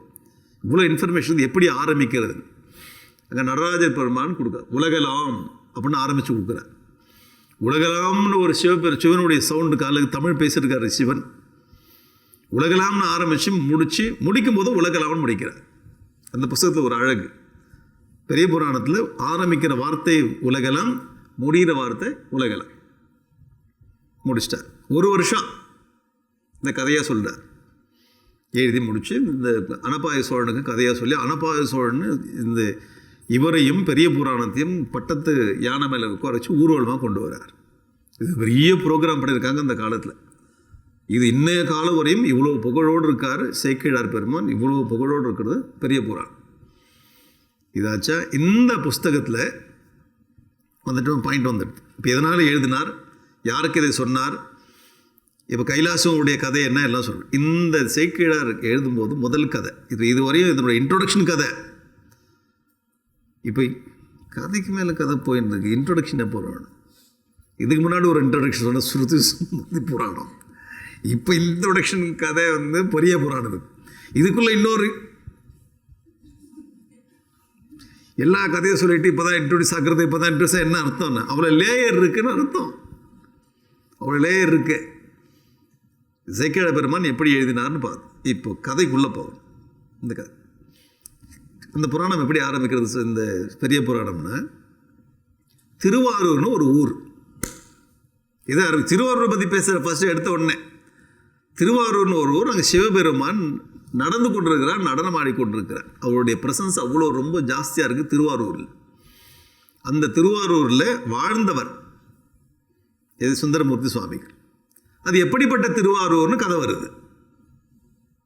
எப்படிப்பட்ட இப்போது கம்பராமாயணத்தில் கம்பன் சொல்லும்போது இந்த நாடு எப்பேற்பட்டது, நகரம் எப்பேற்பட்டது, அதில் ஒரு ராஜா வாழ்ந்தானே ஆரம்பிக்கிறாங்களே. ஒரு ஊரில் ஒரு ராஜா தான் நம்ம ஆரம்பிப்போம். நம்மளாம் ஆரம்பிக்கும் போது ஒரு அம்மா கதை சொல்லு, இது எந்த கதையை சொல்கிறதுன்னு புரியல. சோக கதை வேணுமா, சுகமான கதை வேணுமா? சோக கதைனா என்னென்ன கதையே சொல்கிறேன், ஜாலியான கதைனா வேறு கதை சொல்லு. பஞ்சதந்திர கதை என்ன கதை வேணும்? ஒரு கதை. எல்லாரும் கதை ஆரம்பிக்கும் போது எப்படி ஆரம்பிப்போம்? நம்ம ஒரு ஊரில் ஒரு ராஜா, கிட்டத்தட்ட ஒரு 1000 முறை சொல்லியிருப்போம் நம்ம. எல்லா பாலவிகார் டீச்சரும் அப்படி தான் ஆரம்பிப்போம். இதே தானே போன முறை சொன்னீங்களே, அது இது வேற ராஜா உட்கார், அதிக பிரசங்க. ஊரில் ஒரு ராஜா மிஸ், இது போன முறை உட்கார், பேசக்கூடாது. இது ஒரு இங்கிலீஷ் டீச்சர் இருந்தால் ஒன்ஸ் அபவுட் போன முறை you started the same story last time. That is the different ஸ்டோரிடா. Sit down question question. இதே போல் ஒரு ஊரில், எந்த ஊர்? திருவாரூர். அந்த திருவாரூரில் ஒரு ராஜா வந்து இந்த குலோத்துங்க சோழன் வாழ்ந்தார். அனபாய சோழன் வாழ்ந்தான். குலோத்துங்க சோழன் தான் அனபாய சோழன் வாழ்ந்தான். அந்த சோழன் வாழ்ந்த அந்த காலம் இருக்கு. அந்த அனபாய சோழன் அவனுக்கு பின்னாடி வந்த பரம்பரையில் ஒரு அரசன் வாழ்ந்தான். சோழர்கள் ஆட்சி தானே. அனபாய சோழன் அவனுடைய புத்திரனார் கூட ஒரு அரசன் வாழ்ந்தான். அந்த அரசன் எப்பேற்பட்ட அரசன், அவனுடைய சரித்திரத்தை பற்றி சொல்கிறாரு, எழுதுறார். எல்லாமே செய்யுள், அழகான செய்யுள். நம்ம இதுவரை கேள்விப்பட்ட எல்லாமே செய்யுள் வடிவத்தில் படிக்கிறேன்னா பெரிய புராணத்தில் ஆசிட்டிஸ் படி. அவனுக்கு ஒரு பையன் இருந்தான். அந்த பையன் ஒரு நாள் தேர் ஓட்டின்னு போனான். உங்களுக்கு புரியுது எந்த கதை வருதுன்னு? இப்போ அந்த பையன் தேர் ஓட்டின்னு போகும்பொழுது சஸ்பென்ஸ் உடச்சிட்டிங்க. Right, correct, your right, 100 mark. அந்த பையன் தேர் ஓட்டின்னு போகும்போது அந்த ஒரு என்ன நல்ல ஒரு இடுக்கமான இடம், டிராஃபிக் ஜாஸ்தி உள்ள இடம். ஒரு கண்ணுக்குட்டி வந்து அந்த தேர் சக்கரத்தில் மாட்டிடுது. இது எல்லாமே அப்படியே வருது, ரொம்ப அழகாக இருக்குது. அன்ன தொல்நகருக்கு அரசு ஆயினான், துன்ன செங்கதிரோன் வழி தோன்றினான். இந்த அரசாட்சி வர்றாங்களே, இந்த சோழர்கள்லாம் யாருடைய பரம்பரை? என்ன, ராமருடைய பரம்பரையா? தசரதுடைய பரம்பரை? சோழர்கள் மன்னர்கள் எல்லாம். அவன் சொல்றார், துண்ணு செங்கதிரோன் வழி தோன்றினான். செங்கதிரோன்னா சூரிய வம்சத்து ராஜாக்கள். சூரிய வம்சத்துனா ராமர், தசரதர் அங்கே அதெல்லாம் ஸ்ப்ரெட் ஆகி சோழ ராஜ்யம்னா சூரிய வம்சத்து ராஜாக்கள் ஆட்சி. செங்கதிரோன் வழி தோன்றினான், மண்ணு சீர அனபாயன் வழி முதல். அனபாயன் சோழன் அவனுடைய பரம்பரில் வந்தான். மண்ணும் மாமணி பூன் மனுவேந்தனே. அந்த வேந்தனை பேர் மனுவேந்தன்னு பேர். மனுவேந்தன், மனுநீதி சோழன் சொல்லல, மனுவேந்தன் அப்படின்னு சொல்லிட்டேன். இப்போ இன்ட்ரோடியூ நிறைய பாடல் இருக்கு, சிலது மட்டும் எடுத்திருக்காங்க. அந்த மனுநீதி சோழனுக்கன் மெய் மனு பெற்ற நீதியும் தன் பெயர் ஆக்கினான். அந்த மனுநீதி இருக்கு, மனு இருக்கானே, அந்த மனுவுடைய பேர் இவனுக்கு வச்சுக்கினான். ஏன்னா இவன் வாழ்ந்த வாழ்க்கை அப்படி, இவனுடைய அட்மினிஸ்ட்ரேஷன் மனு போலியே இருந்துதான். மெய் மனு பெற்ற நீதியும் தன் பெயர் ஆக்கினான். அந்த நீதியையே தன் பெயராக்கி கொண்டான். அந்த திருவாரூரில் தமிழ்நாட்டில் வாழ்ந்த அந்த மனுநீதி சோழன் இருக்கானே, அவன் வந்து மனுவுடைய அடுத்த வடிவமா அப்படி சொல்கிறார் சேக்கிழார். இப்போ உங்களுக்கு எப்படி மனு கனெக்ட் ஆக புரியுதா? அப்படிப்பட்ட ஒரு ராஜா வாழ்ந்தான், சூரிய வம்ச ராஜா இந்த திருவாரூரில். அவனுடைய புள்ள தேர் ஓட்டும்போது அவனுடைய தேர் சக்கரத்தில் ஒரு கண்டுக்குட்டி மாட்டு கண்டு நசுங்கி போய் செத்து போட்டான் ஸ்பாட்டில். அப்போ என்ன ஆகுறதுன்னா, அந்த மாடு, அந்த கண்டுக்குட்டியோட மாடு இங்கேருந்து ஓடி போய் அந்த காலத்து ராஜா வீட்டு வெளியில் ஒரு மணி வச்சுருக்காங்க, ஆராய்ச்சி மணின்னு சொல்லிட்டு, அந்த மணியை போய் அடிக்கிறது, சுற்றி வருது. இதெல்லாம் அப்படியே எழுதுறாரு, நடந்ததாக கேட்கக்கூடாது. சேக்கிழார் எழுதுறாரு, எல்லாமே செய்யுளாக இருக்கிறது, கதையே கிடையாது, நடந்த சம்பவம். அது போய் அடிக்கிறது. அங்கேருந்து ராஜா வெளியில் வரார், பார்க்குறாரு. உடனே இந்த பசுமாடு கூட்டின ராஜா அங்கேருந்து வந்து பார்த்தா சம்பவம். இது ஒரு இன்ட்ரெஸ்டிங்கான பாயிண்ட் என்னென்னா, அந்த பையன் நினைக்கிறான், அந்த பையன் இவரோட அப்பா இப்படிப்பட்ட நீதிமானாக இருக்கார், இந்த அப்பாவுக்கு இப்படி ஒரு புள்ள பிறந்து இந்த மிஸ்டேக் பண்ணி இவன் ஏற்கனவே அழுதுன்னு இருக்காங்க. பிள்ளை ஏற்கனவே தான் பண்ண தவறுக்கு அழுது கொண்டு இருக்கிறான். நாங்கள் மந்திரியோ எல்லாருமே கஷ்டப்படுறாங்க, இந்த மாதிரி ஆயிடுத்தே அப்படின்னு. அப்போ பிள்ளை ஏற்கனவே சொல்கிறான், எனக்கு வந்து மரண தண்டனை வேணும்னு அவன் நினச்சிக்கிறான் மனசுக்குள்ளே. பிள்ளையும் அந்த மாதிரி இருக்கா, என்ன பெருசாக தப்பு பண்ணிட்டேன்னு சொல்லலை, பிள்ளையும் அதே வழியில் இருக்கா. அங்கேருந்து அப்பா வரார். அப்பா வந்து இங்கே மந்திரியை கூப்பிட்றார், என்ன நடந்ததுன்னு பார்க்குறார். ஓகே, என் புள்ள தேர் ஓட்டி சக்கரம் ஏறி இந்த கன்றுக்குட்டி செத்து போயிடுதா. இப்போ இந்த பசுமாடு அவஸ்தைப்பட்டுருக்கு. இந்த கன்றுக்குட்டி எப்படி செத்ததோ அதே போல் என் மகனை சாகடின்னு சொல்கிறார்.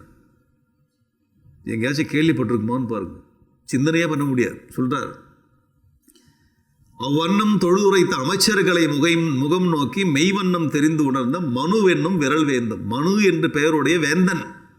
திரும்ப அது வராது. அந்த மாதிரி பாடல்கள்லாம் எடுத்திருக்கு. ஒரு மைந்தன் தன் குலத்துக்கு உள்ளான் என்பதும் உணரான். ஒரே ஒரு புள்ள தான் அவன். என்கிட்ட 4 புள்ள இருக்கு, ஒரு புள்ளை ஏற்றி சாக்கடி அப்படின்னு சொல்லு. ஒரு மைந்தன் தன் குலத்துக்கு உள்ளான் என்பது உணரான். அதை வந்து பெருசாக எடுத்துக்கல. ஒரே புள்ள. தர்மம் தன் வழி செல்கை கடன் என்று தன் மைந்தன் மருமம் தன் தேராழி உற ஊர்ந்தான் மனுவேந்தன். அருமந்த அரசாட்சி அரிதோ மற்ற எளிதோ தான். இதெல்லாம் பாடல். அதனோட விளக்கத்துக்குள்ள நான் போல ஒரே பிள்ளையான் இருந்தாலும் பரவாயில்ல, இந்த நீதி வந்து அந்த பசுமாட்டுக்கு, மனுஷனுக்கு இல்லைங்க, பசுமாட்டுக்கு நீதி கிடைக்கணும். இவன் எப்படி தவறு செய்தானோ அதே போல் இவன் போகணுன்றது அந்த ரூல்ஸ். அதை நானாக இருந்தாலும் ஃபாலோ பண்ண, என் பிள்ளையாக இருந்தாலும் ஃபாலோ பண்ணணும். எவன் ரூல்ஸ் போட்டானோ அவனை அந்த ரூல்ஸுக்குள்ள தன்னை அடக்கிக்கிறான் பாருங்க. இன்ட்ரெஸ்டிங்கானவன். இந்த மாதிரியான ஒரு தர்மம் அது, தேசம் அது, எப்படி ஒரு அரசன் வாழ்ந்தான், அது கதையாக இல்லை, அது உண்மையாக எழுதி வச்சிருக்கு ஒரு மகாத்மா, சாதாரண ஆள் இல்லை.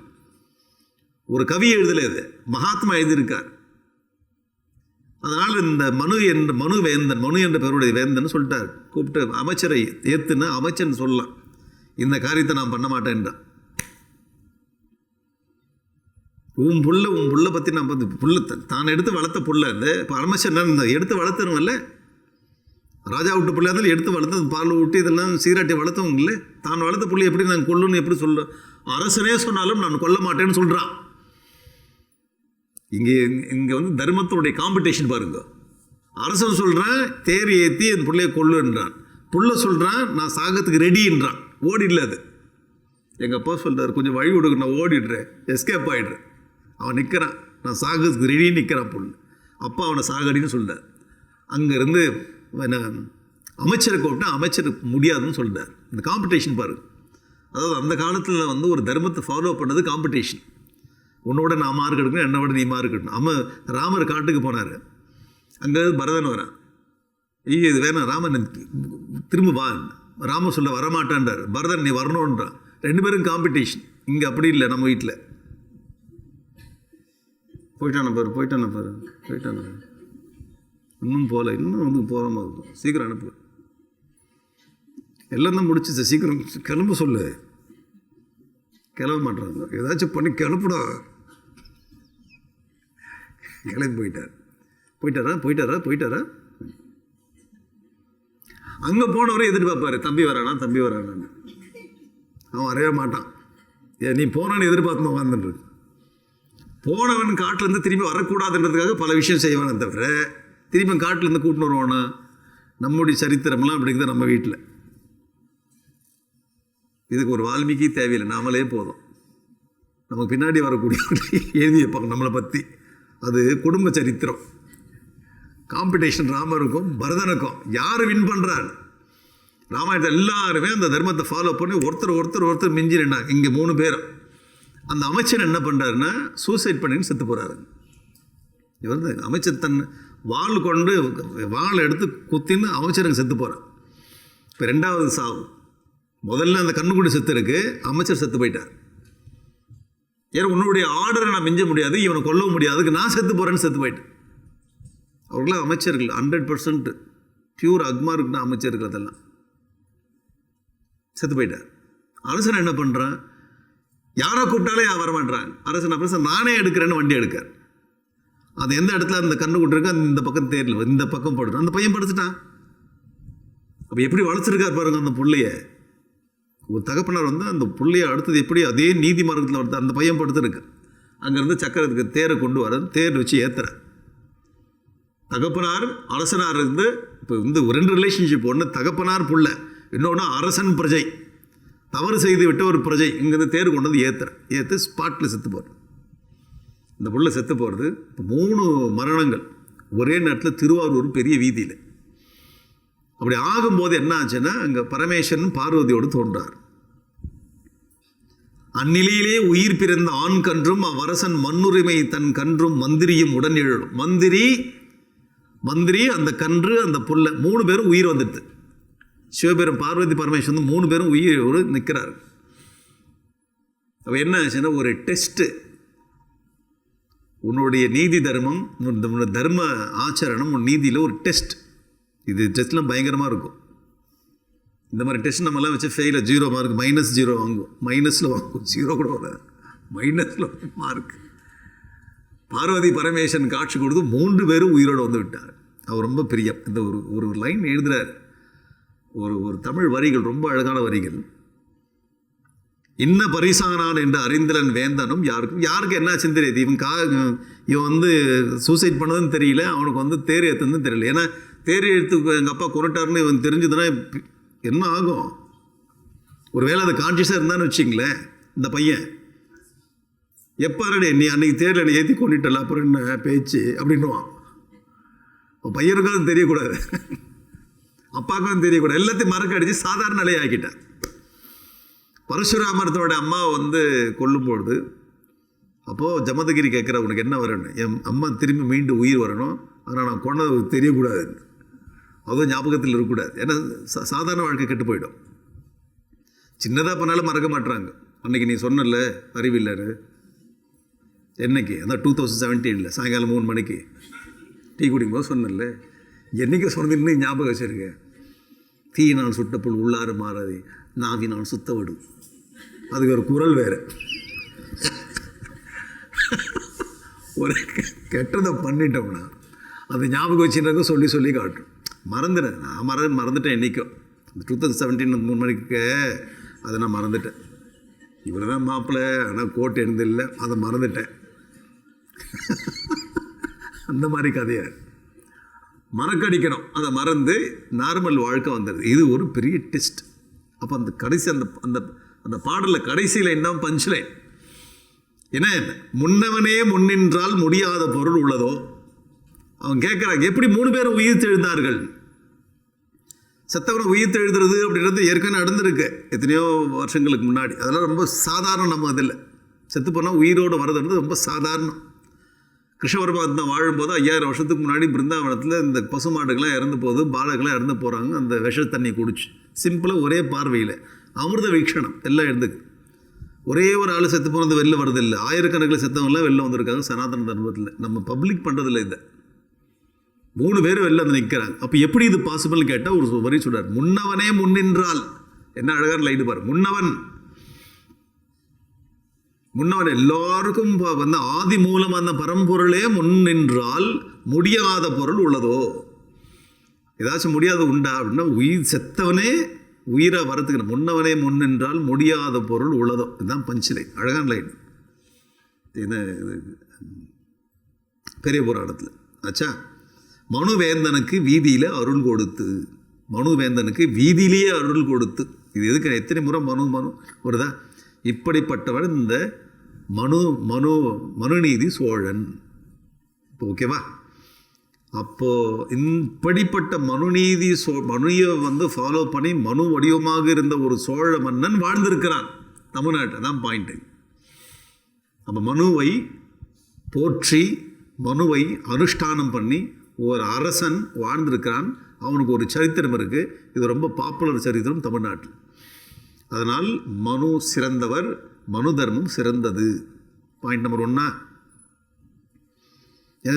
முதல் தூக்கி நிறுத்தணும், அதுக்கப்புறம் தான் உள்ளுக்குள்ளே கண்டென்ட்டுக்குள்ள. மனு எதனால் சிறந்தார்? மனுன்னு ஒரு அரசன் வாழ்ந்திருக்கிறான், தமிழ்நாட்டில் வாழ்ந்திருக்கிறான், தமிழ் பேசியிருக்கிறான். அவனுடைய சரித்திரம் ஒரே ஒரு இன்சிடெண்ட். அதுக்கப்புறம் எப்படி ஆட்சி பண்ணான், எப்படி இருந்திருக்கோன்னு இந்த ஒரு இன்சிடெண்ட்லேயே நமக்கு புலப்படுறது. அவன் நீதியை எப்படி நிலைநாட்டினான், தர்மத்தை நிலைநாட்டினான்னு இவரோட ஒரே ஒரு இன்றைக்கி போனால் திருவாரூர் கோவிலில் இந்த சிலையே இருக்கும். திருவாரூர் கோவில் எல்லாருக்கும் தெரியும், பார்த்துருப்பீங்க. அந்த தேர், அந்த குழந்தை உள்ள அந்த எல்லாமே இருக்கும். ஒரு பெரிய வடிவமைச்சிருக்காங்க திருவாரூர் கோயில் இருக்குது. இன்றைக்கி இருந்ததா? இது ஒன்றாச்சு. அடுத்து கம்பனுக்கு போகலாமா? கம்பன் எப்படி சப்போர்ட் பண்ணுறா பாருங்க. ஏன் எல்லாம் தமிழ் புஸ்தகத்தில் எழுதுன்னு? தமிழ்நாட்டில் தானே பிரச்சனையாக இருக்குது. ஒருவேளை என்னோட மகாபாரதத்தில் கொண்டு வந்து பார்த்தியா, நீ அந்த ஊரா இல்லை, வடக்கன்ஸ், அது ஸ்டைலாக சொல்லு, வடக்கன்ஸ், வடக்கு பக்கம். இது பிரிக்கிறது, வடக்கு தெற்கு பிரிச்சியே நாட்டை நாசம் பண்ணு, செப்பரேட்டிஸ்ட், ஃபால்ஸ் பொலிட்டிஷியன்ஸ் நாசம் பண்ணுறது.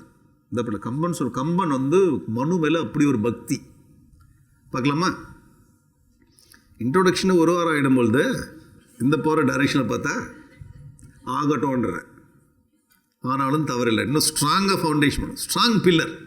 ஒரு பில்லர்னா மனுநீதி சோழன். சும்மா கதையில் உங்களுக்கு ரெஃபரன்ஸோடு கொடுத்துருக்கேன். எல்லாம் மனுன்னு அப்படி உயர்த்தி பேசியிருக்கார்.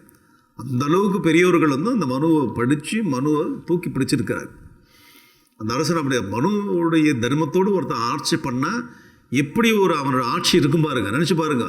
தாம் பொருளையே தவறே செய்தாந்தாலும் அவர் குர்ரா பனிஷ்மெண்ட்ன்றான். மனுவுடைய சிரேஷ்டத்தா அது.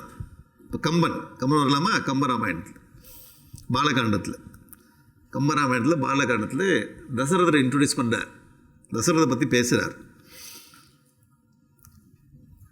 துணியின்றி உயிர் செல்ல சுடராழி படைவையோன் பனி வென்றபடி என்ன பகை வென்று படி காப்போன் தனு இன்றி துணையிலான் தர்மத்தின் கவசம். தனு இன்றி அவன் வந்து தனுனா இந்த வில்லு தான் ஒரு ப்ரொடெக்ட் பண்ணக்கூடிய ஒரு தனு இன்றி துணை இல்லான் தர்மத்தின் கவச்சத்தான். தசரதருக்கு ஒரே ஒரு இன்ஸ்ட்ருமெண்ட் தான், ஒரே ஒரு விஷயம்தான், ஒரே வில்லு மட்டும்தான் இருக்கும் தசரதனுக்கு. தனு இன்றி துணை இல்லை, அது வேற துணை கிடையாது, அந்த ஒன்று தான் போதும் அவனுக்கு. தர்மத்தின் கவச்சத்தான். ரொம்ப இன்ட்ரெஸ்டிங்கான இல்லை. கவசம் போட்டிருக்கல, கவசம் போட்டுக்கிறது இல்லை, தர்மம் தான் அவனுக்கு கவசமா. யாருக்கு? தசரதனுக்கு. என்ன தமிழ் வரிகள் பாருங்க, ஒரு வரிகள் இதான். இது 10,000 பாட்டு பாடியிருக்கா, ஒரு பாட்டு ஒரு லைனே ரிஃப்ளெக்ட் பண்ண உட்காந்துருக்கலாம். எப்படி எழுதினார் இருந்தால் கவி சக்கரவர்த்தி எப்படி எழுதினார்? தர்மத்தின் கவச்சத்தான் மனு வென்ற நீதியான். தசரதன் யார்? மனு வென்ற நீதியான், மனுவை மிஞ்சினவன் தசரதன் சொல்றாரு அவர். சேக்கிழார் என்ன சொன்னாரு? அதே இதி செஞ்சுல வாழ்ந்தவர்கள் தான். சேக்கிழார் சொல்றார், மனு என்ற பெயர் கொண்டவன். மனுவே ஒரு வடிவத்தை எடுத்து அவன் தான் மனு நீதி சோழன். இவர் சொல்றார் கம்பன். மனு என்னையா? மனுதான் டாப்பு. மனு வென்ற நீதியான, மனுவையும் மிஞ்சி ஒருத்தன் வாழ்ந்தான், அவன் பேர் தசரதன் சொல்றார். அப்ப ரெஃபரன்ஸ் பாருங்க கம்பனுக்கு. ஓகேவா? ஓகேதான். அயோத்திய காண்டத்தில் புனிதன் போனால் இவரால் போகாத ஒழிவான் என்ன மனிதன் வடிவம் கொண்ட மனுவும் தன்னை. மனித வடிவம் கொண்ட மனு அவன் தசரதன் தான். புள்ள காட்டுக்கு போகும்போது, புள்ள காட்டும் போது எப்படி இருந்தான், எப்படி கீழே விழுந்தான். மனித வடிவம் கொண்ட மனுவும் தன்னை மறந்தான் புள்ளையோட சோகத்தில். புரியுதா? கம்பன் வந்து மனு மேலே எவ்வளோ பக்தி, எவ்வளோ தூக்கி பிடிச்சி. இதெல்லாம் நம்ம ஏன் நோட் பண்ணல, இதை ஏன் நம்ம பப்ளிக்கில் கொண்டு வரலன்னு எனக்கு ஒன்றுமே புரியல. உங்களுக்கு புரியுதா? இவ்வளோ வெப்பன்ஸ் உள்ளுக்குள்ளே இருக்குது. இந்த எந்த வெப்பன்ஸும் வெளியில் கொண்டு வராமல் இதை அப்படியே விட்டுட்டோன்னு தோணுது எனக்கு. ஒருவேளை முன்னாடி இதெல்லாம் பண்ணியிருக்காங்களோன்னு தெரியல எனக்கு. பட் நம்ம முயற்சி பண்ணணும். கம்பன் வந்து தசரதனை மனு வென்ற நீதியான், மனுவையே மிஞ்சினவன் தசரதன், மனு வடிவம் கொண்ட என்ன மனிதம் வடிவம் கொண்ட மனு மனித வடிவம் கொண்டால் அவர் தான் தசரதன் என்றார். அப்படிப்பட்ட அப்போ அந்த தர்மத்தில் இருந்தான் அப்படி நீதி பரிபாலனம் பண்ணான்னு அர்த்தம். அதான் அங்கே மெயின். ஓகேவா? வசிஷ்டர் அறிவுரை சொல்கிறார். வசிஷ்டர் கைகைக்கு அறிவு சொல்கிறார். அந்த இதெல்லாம் நான் வந்து கம்ப்ளீட் ராமாயணத்தை எடுக்க முடியாது. எக்ஸ்கியூஸ் மீ, அங்கங்கே சொல்லிக்கொண்டே போகிறேன். ஏன்னா உங்களுக்கு ராமாயணத்தை நீங்கள் அத்துப்படினீங்களாம் வந்து ராமாயணத்தில் புலமைத்துவம் ஜாஸ்தி, மகாபாரதத்தில் புலமைத்துவம் ஜாஸ்தி, பாகவதம் இந்த சவுண்டு கேட்குறது எனக்கு. அதனால் கதைகள் சொல்ல கான்டெக்ட் மட்டும் சொல்லிட்டு போகிறேன். முனியும் செய்கை கொடியாள் முகவே முன்னி இனி உன் புதல்வருக்கு அரசும் ஏனையோருக்கு இன்னுயிரும் மனுவின் வழி நின் கணவருக்கு. அவர் சொல்கிறார், நீ என்ன அந்த கைகையை பண்ணுற? பரதனுக்கு வந்து அரசாட்சி கொடுத்துட்டு இப்படி பண்ணுறியே, அதை விட்டுட்டு ராமரை வந்து அரசாட்சியில் உட்காரவை, ஜனங்களோட உயிரை காப்பாற்று, முக்கியமாக உன்னுடைய கணவனுடைய உயிரை காப்பாற்று. எப்படிப்பட்ட கணவன்? மனுவின் வழி நின்ற கணவருக்கு. எப்படிப்பட்டவன்? மனுவின் வழி வந்தவனை காப்பாற்று, அவனுக்கு உயிர் கொடுன்றார். இதெல்லாம் ரெஃபரன்ஸ். அடுத்தது அகஸ்தியர். ராமர் வந்து காட்டுக்கு போகும்போது அகஸ்தியர் ராமரை வரவேற்கிறார் காட்டுக்குள்ள. அப்போ அகஸ்தியர் சொல்றார், வாழும் மறை வாழும் மனுநீதி அறம் வாழும்ன்றார் ராமரை பார்த்து. ராமாயணம் வந்துட்டியே, வாழும் மறை வேதங்கள் வாழும் மனுநீதி என்றார். யார்? அகஸ்தியர்.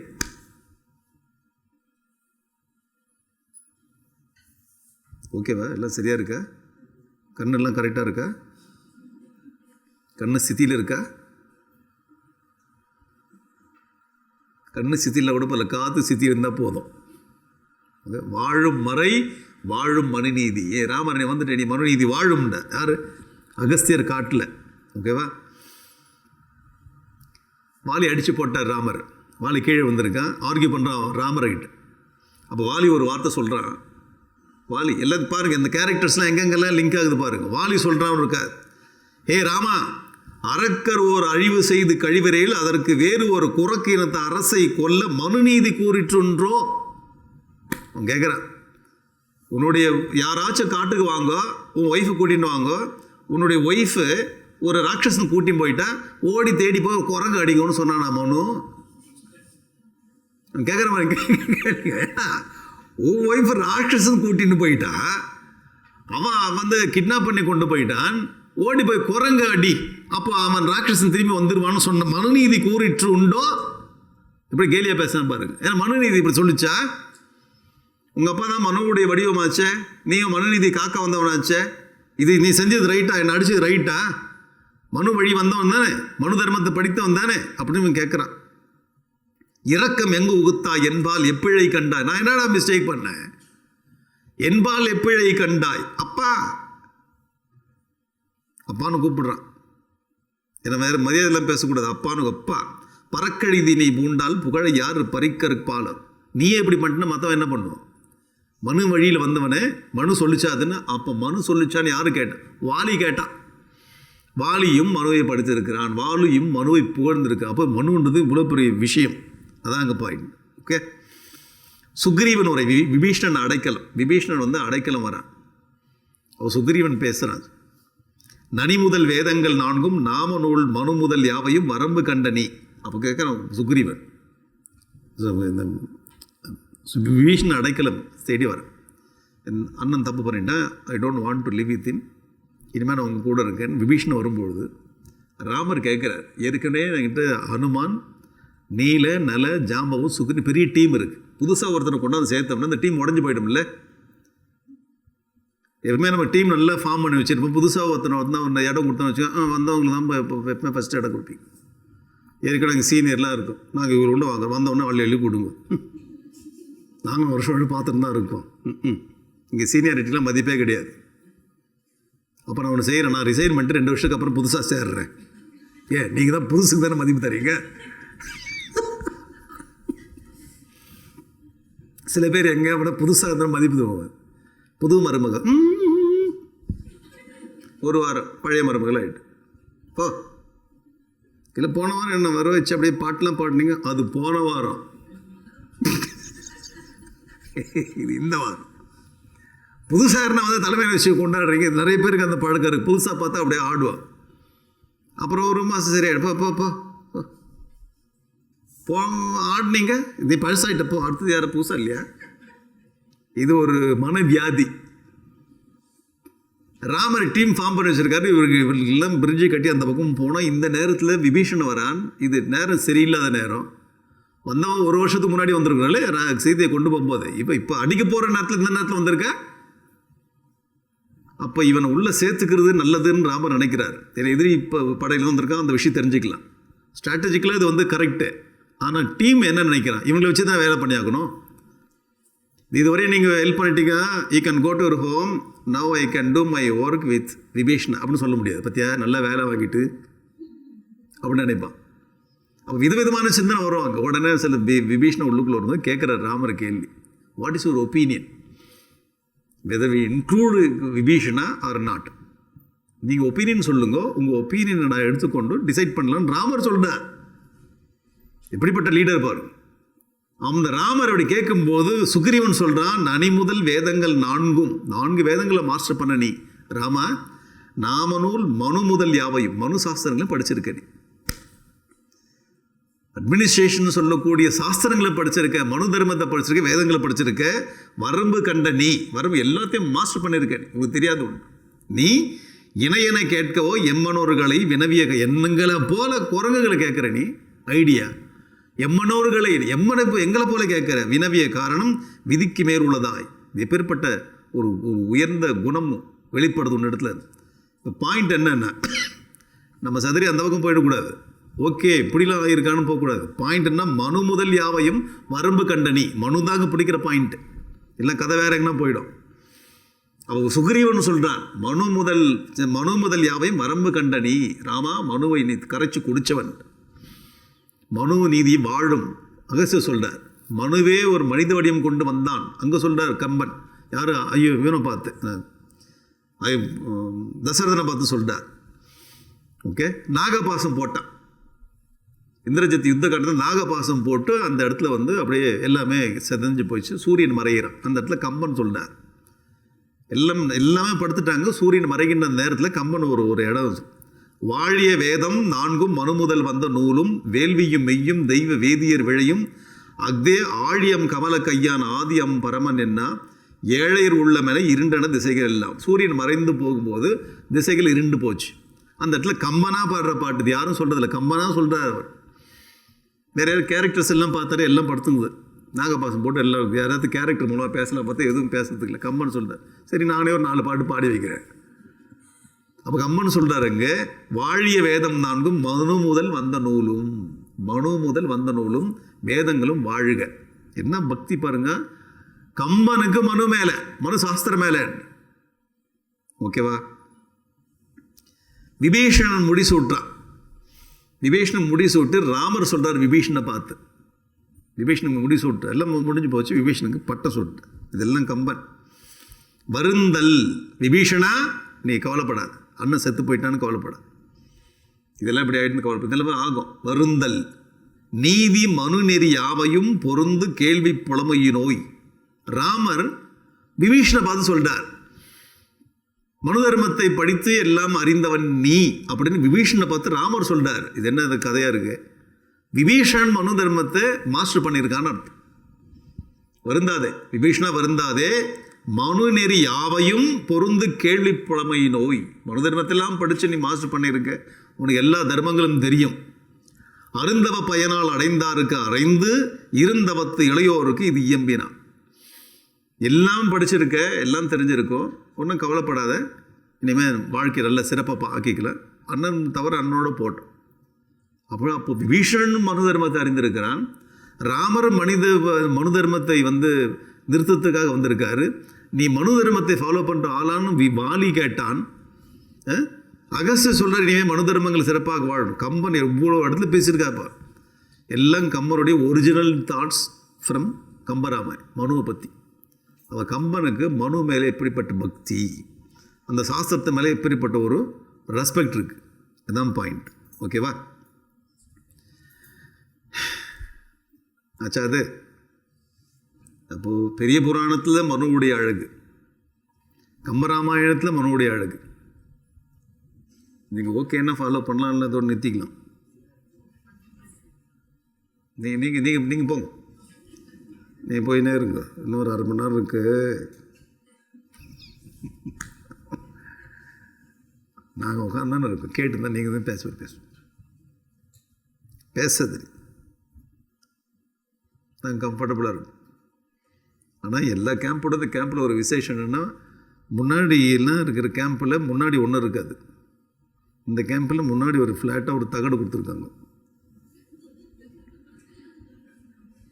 பின்னாடி ஒரு வேளை அப்படி சாஞ்சால் ஒன்றாகாது, ஒரு வேளை முன்னாடி சாஞ்சாலும் ஒன்றாகாது. முன்னாடி சாஞ்சோன்னா அப்படியே இருக்கிற வெயிட். இப்போ அந்த ஒரு சேஃப்டி பண்ணிட்டீங்க. Thank you very much. இனிமேல் அவர் humble suggestion is every camp should have this kind of chair. இந்த பிள்ளைங்கள்லாம் சாதம் விடும்போது லாக் பண்ணிட்டு உட்காந்து சாதம், இந்த மாதிரி அது ஒரு நல்ல ஐடியா பண்ணாங்க. அப்ரிசியேஷன் டு சிஃப் அட்மினிஸ்ட்ரேஷன், இந்த மாதிரி அடிக்கடி பண்ணி வைங்க. முடிஞ்சால் 2 பில்லோ 2 பக்கம் வந்துடும், நல்லா இருக்கும். அது கம்ஃபர்டபுளாக இருக்கணும் இல்லையா எந்த விஷயம் செய்யறதுக்கும். ஓகே, ஏன் தமிழ் கிரந்தம் எடுக்கணும்னா தமிழ்நாட்டில் அந்த பிரச்சனை இங்கே ஜாஸ்தி. மிஸ்இன்டர்பிரிட்டேஷன் வேணுமனே பண்ணுறான். ஆனால் இதில் இருக்க சாஸ்திரத்தை பாருங்க, தமிழ் கம்பனை எங்கே தூக்கி நிறுத்துறாரு, மனுவை பெரிய புராணம் எங்கே தூக்கி நிறுத்துறது. இது ரொம்ப பாப்புலர் டெக்ஸ்ட். திருக்குறள் எடுப்போமா, திருக்குறளுக்கு வருவோம்.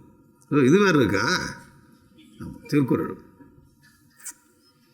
இந்த திருக்குறள் இருக்க தர்ம அர்த்த காம மோக்ஷம் 4 பேசுது. ஆனால் பிரிக்கும் போது அறத்துப்பால், பொருட்பால், காமத்துப்பால் பிரிச்சிருக்கு. அந்த அறத்துக்குள்ளேயே சன்னியாச தர்மம் வருது, கிரகஸ்த தர்மம் வந்துடுது. அப்போ மோட்ச தர்மமும் அதுக்குள்ளே கொண்டாந்து அடக்கிட்டேன். அப்போ மோட்சம்னு தனி இல்லை, இந்த பகுதிக்குள்ளே மோட்சம் வந்துடுது. நீத்தார் பெருமையில் மோட்ச தர்மத்தினுடைய ஸ்லோகம் தான். அப்போ அறம்பொருள் இன்பம்னு வச்சிருக்கிறது இது தர்மசாஸ்திரம். திருக்குறள் வந்து தர்மசாஸ்திரம். திருக்குறள் வந்து கோட் ஆஃப் கான்டக்ட். இந்த திருக்குறள் எதனா எசன்ஸ், மனு தர்மத்தோடைய எசன்ஸ் தான் திருக்குறள். நம்ம போகிறோம்னா 10 பேர் சண்டைக்கு வருவோம் இது சொன்னோம்னா. மனு தர்மம் வந்து இது நிறைய பெரியவர்களாக ரிசர்ச் பண்ணியிருக்காங்க. ரிசர்ச் பண்ணி நிறைய புத்தகங்கள் எழுதியிருக்காங்க. டோட்டல் மனு தர்மம் சமஸ்கிருதத்தில் இருக்குது. அதை படித்து அதை ரிஃப்ளெக்ட் பண்ணி இன்னொரு ரிஷி அது தமிழ் எழுதியிருக்கார். அந்த ரிஷிக்கு பேர் திருவள்ளுவர். அவருடைய ப்ராடக்ட் பேர் திருக்குறள். அவ்வளோதான். How dare that you can tell all this இருக்கிறது சொல்கிறோம். அவ்வளோதான். ஹவு டேர்லாம் சொல்லக்கூடாது, இருக்கிறது. ஹவு எடுக்கிற அதில் ஸ்லோகம் தரேன். எத்தனை நாள் ஒர்க்கு இது, பல மாதமாக ஒர்க்கு இது. ஆனால் அதை வந்து சப்போர்ட்டிங் இது பில்லர் கொண்டு வரணும். இதெல்லாம் சப்போர்ட் பண்ணுற பில்லர்ஸ். ஓகே, திருக்குறள் வந்து நீங்கள் நினச்சி பாருங்கள், மனு கோட் ஆஃப் கான்டக்ட். ஓகே, அது வந்து மோட்சசாஸ்திரம் இல்லை. How you to live in this world, rules and regulations. ஒரு மனுஷன் எப்படி வாழணும் அதை அப்படியே கொண்டு வந்து திருக்குறள் தமிழில் கொடுக்குறேன். இதனால தான் இதை வந்து எல்லாம் படிச்சுட்டு இவங்கெல்லாம் என்ன சொல்கிறாங்க, இது உலக பொதுமறைன்னு சொல்லிட்டேன். இது எதுக்கு உலகத்துக்கு பொதுமறை? இது நம்ம சாஸ்திரம். நம்ம சாஸ்திரம் எவ்வளோ யூஸ் பண்ணிக்க, அவ்வளோதான். உலக பொதுமறை எந்த எந்த எந்த தர்மத்தில் இருக்குது? சனாதன தர்மத்தில் இருக்குது. இப்போ நம்ம இவ்வளோ பெரிய பில்டிங், ஒரு பெரிய பில்டிங், அங்கங்கே டேப் வச்சு தண்ணியெலாம் வச்சு இதெல்லாம் வச்சு யூஸ் பண்ணிட்டு இருக்கோம். ஓகே, எல்லா இடத்துலையும் எலக்ட்ரிசிட்டி இருக்குது, தண்ணி இருக்குது. நாம் என்ன பண்ணது, வெளியில் ஒரு பெரிய வீதி இருக்குது, நிறைய பேர் இருக்காங்க, அவங்களுக்கு எதுவும் வசதிகள் இருக்குது. அவங்க சின்ன சின்ன ஒரு விளக்கு வச்சு கெரோசின் லேம்ப் வச்சுருக்கு. நம்ம பெரிய ஒரு வசதிகள் இருக்குது, ஒரு மாளிகையில் வாழ்ந்துருக்கு. இந்த ராஜா என்ன பண்ணுறாருன்னா, அங்கேருந்து வந்து சரி வெளியில் இருக்க ஜனங்கள்லாம் கொஞ்சம் யூஸ் பண்ணிட்டோன்னு ஒரு வெராண்டா கட்டித்தரார். அந்த வெராண்டா நம்ம வெராண்டா, போகிறவங்க அதை ரெஸ்ட் எடுக்கணும்னு சொல்லிட்டார். சரி, அங்கே ஒரு குண்டு பல்பு போட்டார். அந்த காலத்தில் குண்டு பல்பு, அந்த ஃபிலமெண்ட் இருக்குமா, அதுக்கு பின்னாடி இப்படி இருக்கும். அந்த குண்டு பல்பு பின்னாடி அது எதுக்கு போடுறாங்கன்னு தெரியல, ரவுண்டாக இருக்கும். அந்த காலத்தில் அந்த பல்புனால நம்ம கொடுத்தேன். ஒரு குண்டு பல்பு போட்டு அந்த பக்கத்தில் ஒரு சின்ன டேப் வச்சு தண்ணி கொடுக்கும். போகிறவங்களாம் யூஸ் பண்ணிட்டு வரும். கொஞ்சம் இடம் கொடுத்து குண்டு பல்பு போட்டு ஒரு டேப் கொடுத்து அது குடிக்கிறதுக்கு ஒரு டம்ளர் வேறு. இது கொண்டு போய் சங்கிலி வேறு கட்டியிருக்கு. நம்ம ஊரில் தான் சங்கிலி கட்டியிருக்கு. எடுத்து ஒரு டம்ளர் சங்கிலியோடு கொண்டு போயிட்டான். அது சும்மா இருக்கட்டும், பயன்படுத்தணும், பப்ளிக் பயன்பாட்டுக்கு வைக்கிறார். பப்ளிக் பயன்பாட்டுக்கு வச்சா சொல்கிறான். அப்புறம் கொஞ்சம் காலத்துக்கு அப்புறம் டிமாண்ட் வந்துடுது, இதுதான் பப்ளிக் ஆகிடுது. இது பப்ளிக் வச்சவன் யார் முதல்ல? உங்களுக்கு அந்த கனெக்ஷன் புரியுதா? இது பப்ளிக்காக ஆக்கினவன் யார்? இந்த மாளிகையில் வாழ்ந்த இந்த ராஜா, இவன் இந்த ஜமீன்தாரி, இவனுடைய உயர்ந்த பரந்த மனசில் தான் இந்த மாதிரி வச்சான். அப்போ தான் டிமாண்ட் ஆகிட்டு அது என்ன ஆகிடுது, இது உலக பொதுமறை. எங்கேருந்து வந்தது உலக பொதுமறை? அதான் அடுத்த பாயிண்ட்டு. யார் அவர் ரூட் என்ன உங்களுக்கு புரியுதா? அதனால் இது எல்லா லாங்குவேஜிலும் வந்து ஈஸியாக டிரான்ஸ்லேட் பண்ணி உலகம் பூரா கொண்டு போய் பரப்புகிறாங்க. இப்போ பிரைம் மினிஸ்டர் உள்பட இது பெரிய பெரிய லாங்குவேஜ் எல்லா ஒரு சின்ன ஒரு என்ன ஒரு தீவு, அந்த தீவில் இருக்கிற மொழியில் இது இப்போ டிரான்ஸ்லேட் பண்ண கொடுக்குறார். ஏன்? அந்த மாதிரி இன்ஸ்ட்ரக்ஷன் உள்ளது. மனிதன் எப்படி சிறப்பாக இன்ஸ்ட்ரக்ஷன். அப்போ எல்லாத்துக்கும் பயன்படுற போல இது ஆகிறது. ஆனால் ரூட் என்ன? சனாதன ஹிந்து தர்மம். சனாதன ஹிந்து தர்மத்தில் எதை பேஸ் பண்ணி இது அமைஞ்சிருக்குன்னா, இந்த மனு தர்மத்தை பேஸ் பண்ணி தான் அமைஞ்சிருக்கு. அது கருத்துக்கள்லாம் அதில் சதறி இருக்குது, அப்படியே இருக்குது. சில விஷயங்கள் அப்படியே டிரான்ஸ்லேட் பண்ண மாதிரியே இருக்குது. நான் உங்களுக்கு காட்டுறேன். ஓகே, அப்போ திருக்குறள் என்னன்னா அவர் மனுவை இன்ஸ்பயர் ஆகி மனுவை படிச்சுட்டு தான் கொண்டு வந்திருக்கு. அப்படியே இது இருக்காது, அப்படியே இருக்கு. இந்த கனெக்ஷன் நம்ம திருப்பி திருப்பி திருப்பி இனிமேல் பேசணும் அதை வெளியில் எல்லாரும். அதனால தான் உங்களை கூப்பிட்டுருக்குறது. சில பேர் கேலி பண்ணுவாங்க, சில பேர் உனக்கு வேலை வெட்டி இல்லைன்னு சொல்லுவாங்க. அதை பற்றி கண்டுக்கூடாது. எப்பவுமே நைஸ் தாட்டுக்கு ஆப்போசிஷன் வரும். நீங்கள் கொண்டு போய் சொல்லும்போது உங்களை 4 பேர் எதிர்த்தாங்கன்னா நீங்கள் கரெக்டான ரூட்டில் போயிட்டுருக்குன்னு அர்த்தம். யாருமே அப்போஸ் பண்ணலைன்னா அவங்க படிக்கலன்னு அர்த்தம், வேறு ஒன்றும் இல்லை. ஓகே, நல்லா பாருங்கள். இன்ஸ்ட்ரக்ஷன் தான் இது. Book of instruction Thirukkural. மோட்ச கிரந்தம் இல்லை, உபனிஷத்து இல்லை. அப்போ இதே போல் ஒரு புஸ்தகம் தான் மனுவில் இருக்கிறது அப்படியே ரிஃப்ளெக்ட் பண்ணுற தமிழ் இருக்கு. ரொம்ப சிம்பிளாக இருக்கிறதுனால இதை வந்து டிரான்ஸ்லேட் பண்ணி எல்லா நாடுகள் பெரிய, இப்போ நிறைய மொழிகளில் மொழிபெயர்த்த ஒரு பெரிய புஸ்தகம்னா திருக்குறள் தான் இருக்கும். அது ஒரு ரிசர்ச் பண்ணி பார்த்தோம் அப்படின்னு. ஓகே, இப்போ திருக்குறள் எடுப்போமா, திருவள்ளுவர் அதில் ஒரு 43வது பாடல் எடுத்துக்கோ. 43 எழுதிக்க, நீங்கள் எழுதிட்டு வேணாம். 43வது பாட்டு திருக்குறளில், தென்புலத்தார் தெய்வம் விருந்தொக்கல் தான் என்றாங்கு ஐம்புலத்தார் ஓம்பல் தலை. இந்த 5 பேரும் நீங்கள் வந்து ஒர்ஷிப் பண்ணணுன்றார். தென்புலத்தார் தெய்வம் விருந்து ஒக்கல் தான். ஓகே, 5 பேர். தென்புலத்தார்னா இங்கே தெற்கு சைடில் இருக்கிறவங்க, நரகலோகத்தில் வாழ்கின்ற நம்முடைய முன்னோர்கள், பித்திருக்கள், தெய்வம் தேவர்கள், விருந்து கெஸ்ட், விருந்து ஒக்கல் ஜீவராசிகள், தான் நான். இந்த 5 விதமான விஷயங்களை ஐம்புலத்தாறு ஓம்பல் தலை, இந்த 5ஐயும் நீங்கள் வந்து ஒர்ஷிப் பண்ணணுன்ற. இதை தான் வந்து மனு தர்மத்தில் பஞ்சமகா யஜ்யம்னு சொல்லுவோம். பஞ்சமகா யஜ்யம்ல ரிஷி யஜ்யம், தேவ யஜ்யம், பூத யஜ்யம் ச சர்வதா, நிருயஜ்யம், பித்ருயஜ்யம் ச யதாசக்தி நகாப்பையர். 5 விதமான யஜ்யங்கள். தேவர்களை வழிபடுவது, முன்னோர்களை வழிபடுவது, விருந்தாளிகளை வழிபடுவது, ஜீவராசிகளை வழிபடுவது. இந்த 5 விதமான இந்த பஞ்ச மகா யஜ்யம் தான் இந்த ஸ்லோகம். அப்போ அப்படியே டைரக்டாக இருக்கு, டிரான்ஸ்லேஷன் மாதிரி இருக்கு. இந்த பஞ்சமகா யஜ்யத்தினுடைய ஸ்லோகம் 3ஆம் அத்தியாயத்தில் 2 ஸ்லோகம், 4ஆம் அத்தியாயத்தில் 1 ஸ்லோகம், மொத்தம் 3 ஸ்லோகம் மனுஸ்மிருதியில். தேவதா அதிதி பிருத்தியானம் பித்ருணாம் ஆத்மனஸ்ச. தேவதா அதிதி, பிருத்தியுனா வேலைக்காரர்கள், மனிதன் கூட இருக்கிற பித்ருக்கள், அதிதினா கெஸ்ட்டு, ஆத்மனஸ்ச தான். இங்கே தான் என்றாங்கு தன்னையும் பூஜை பண்ணிக்கணும், தனக்கு தேவையானதை செஞ்சுக்கணும். 5 மகாபம் நான் நிருபதி பஞ்சானாம் உச்வசன் ச ஜீவத். இதை செய்யலைன்னா உயிரோடு இருந்தாலும் செத்தவனுக்கு சமம்ன்ற 3 ஸ்லோகங்கள் மனுஸ்மிருதி பேசுறது. இதனுடைய எசன்ஸ் அப்படியே போட்டு தென்புலத்தார் தெய்வம் விருந்தொக்கல் தான் என்றாங்க ஐம்புலத்தார் ஓம்பல் தலை தமிழில் பண்ணியிருக்கு. அவருடைய எசன்ஸ் படிச்சுட்டு இப்போ ஒரு சமஸ்கிருதத்தில் பெரிய புலமை வாழ்ந்தவர் திருவள்ளுவர். நம்மளோட சாஸ்திரங்கள் அந்தளவுக்கு படித்தால் அதை ரிஃப்ளெக்ட் பண்ணால் வழி இப்படி தமிழில் எழுத முடியாது, அடுத்த பக்கத்தில் கொண்டு வர முடியாது, ரிஃப்ளெக்ட் பண்ணி கொண்டு வர. இவர் ஒரு ரிஷி. ஓகேவா? இது ஒரு ஸ்லோகமாச்சா? அது இருந்ததா இல்லையா? டவுட்டாக இருக்கா?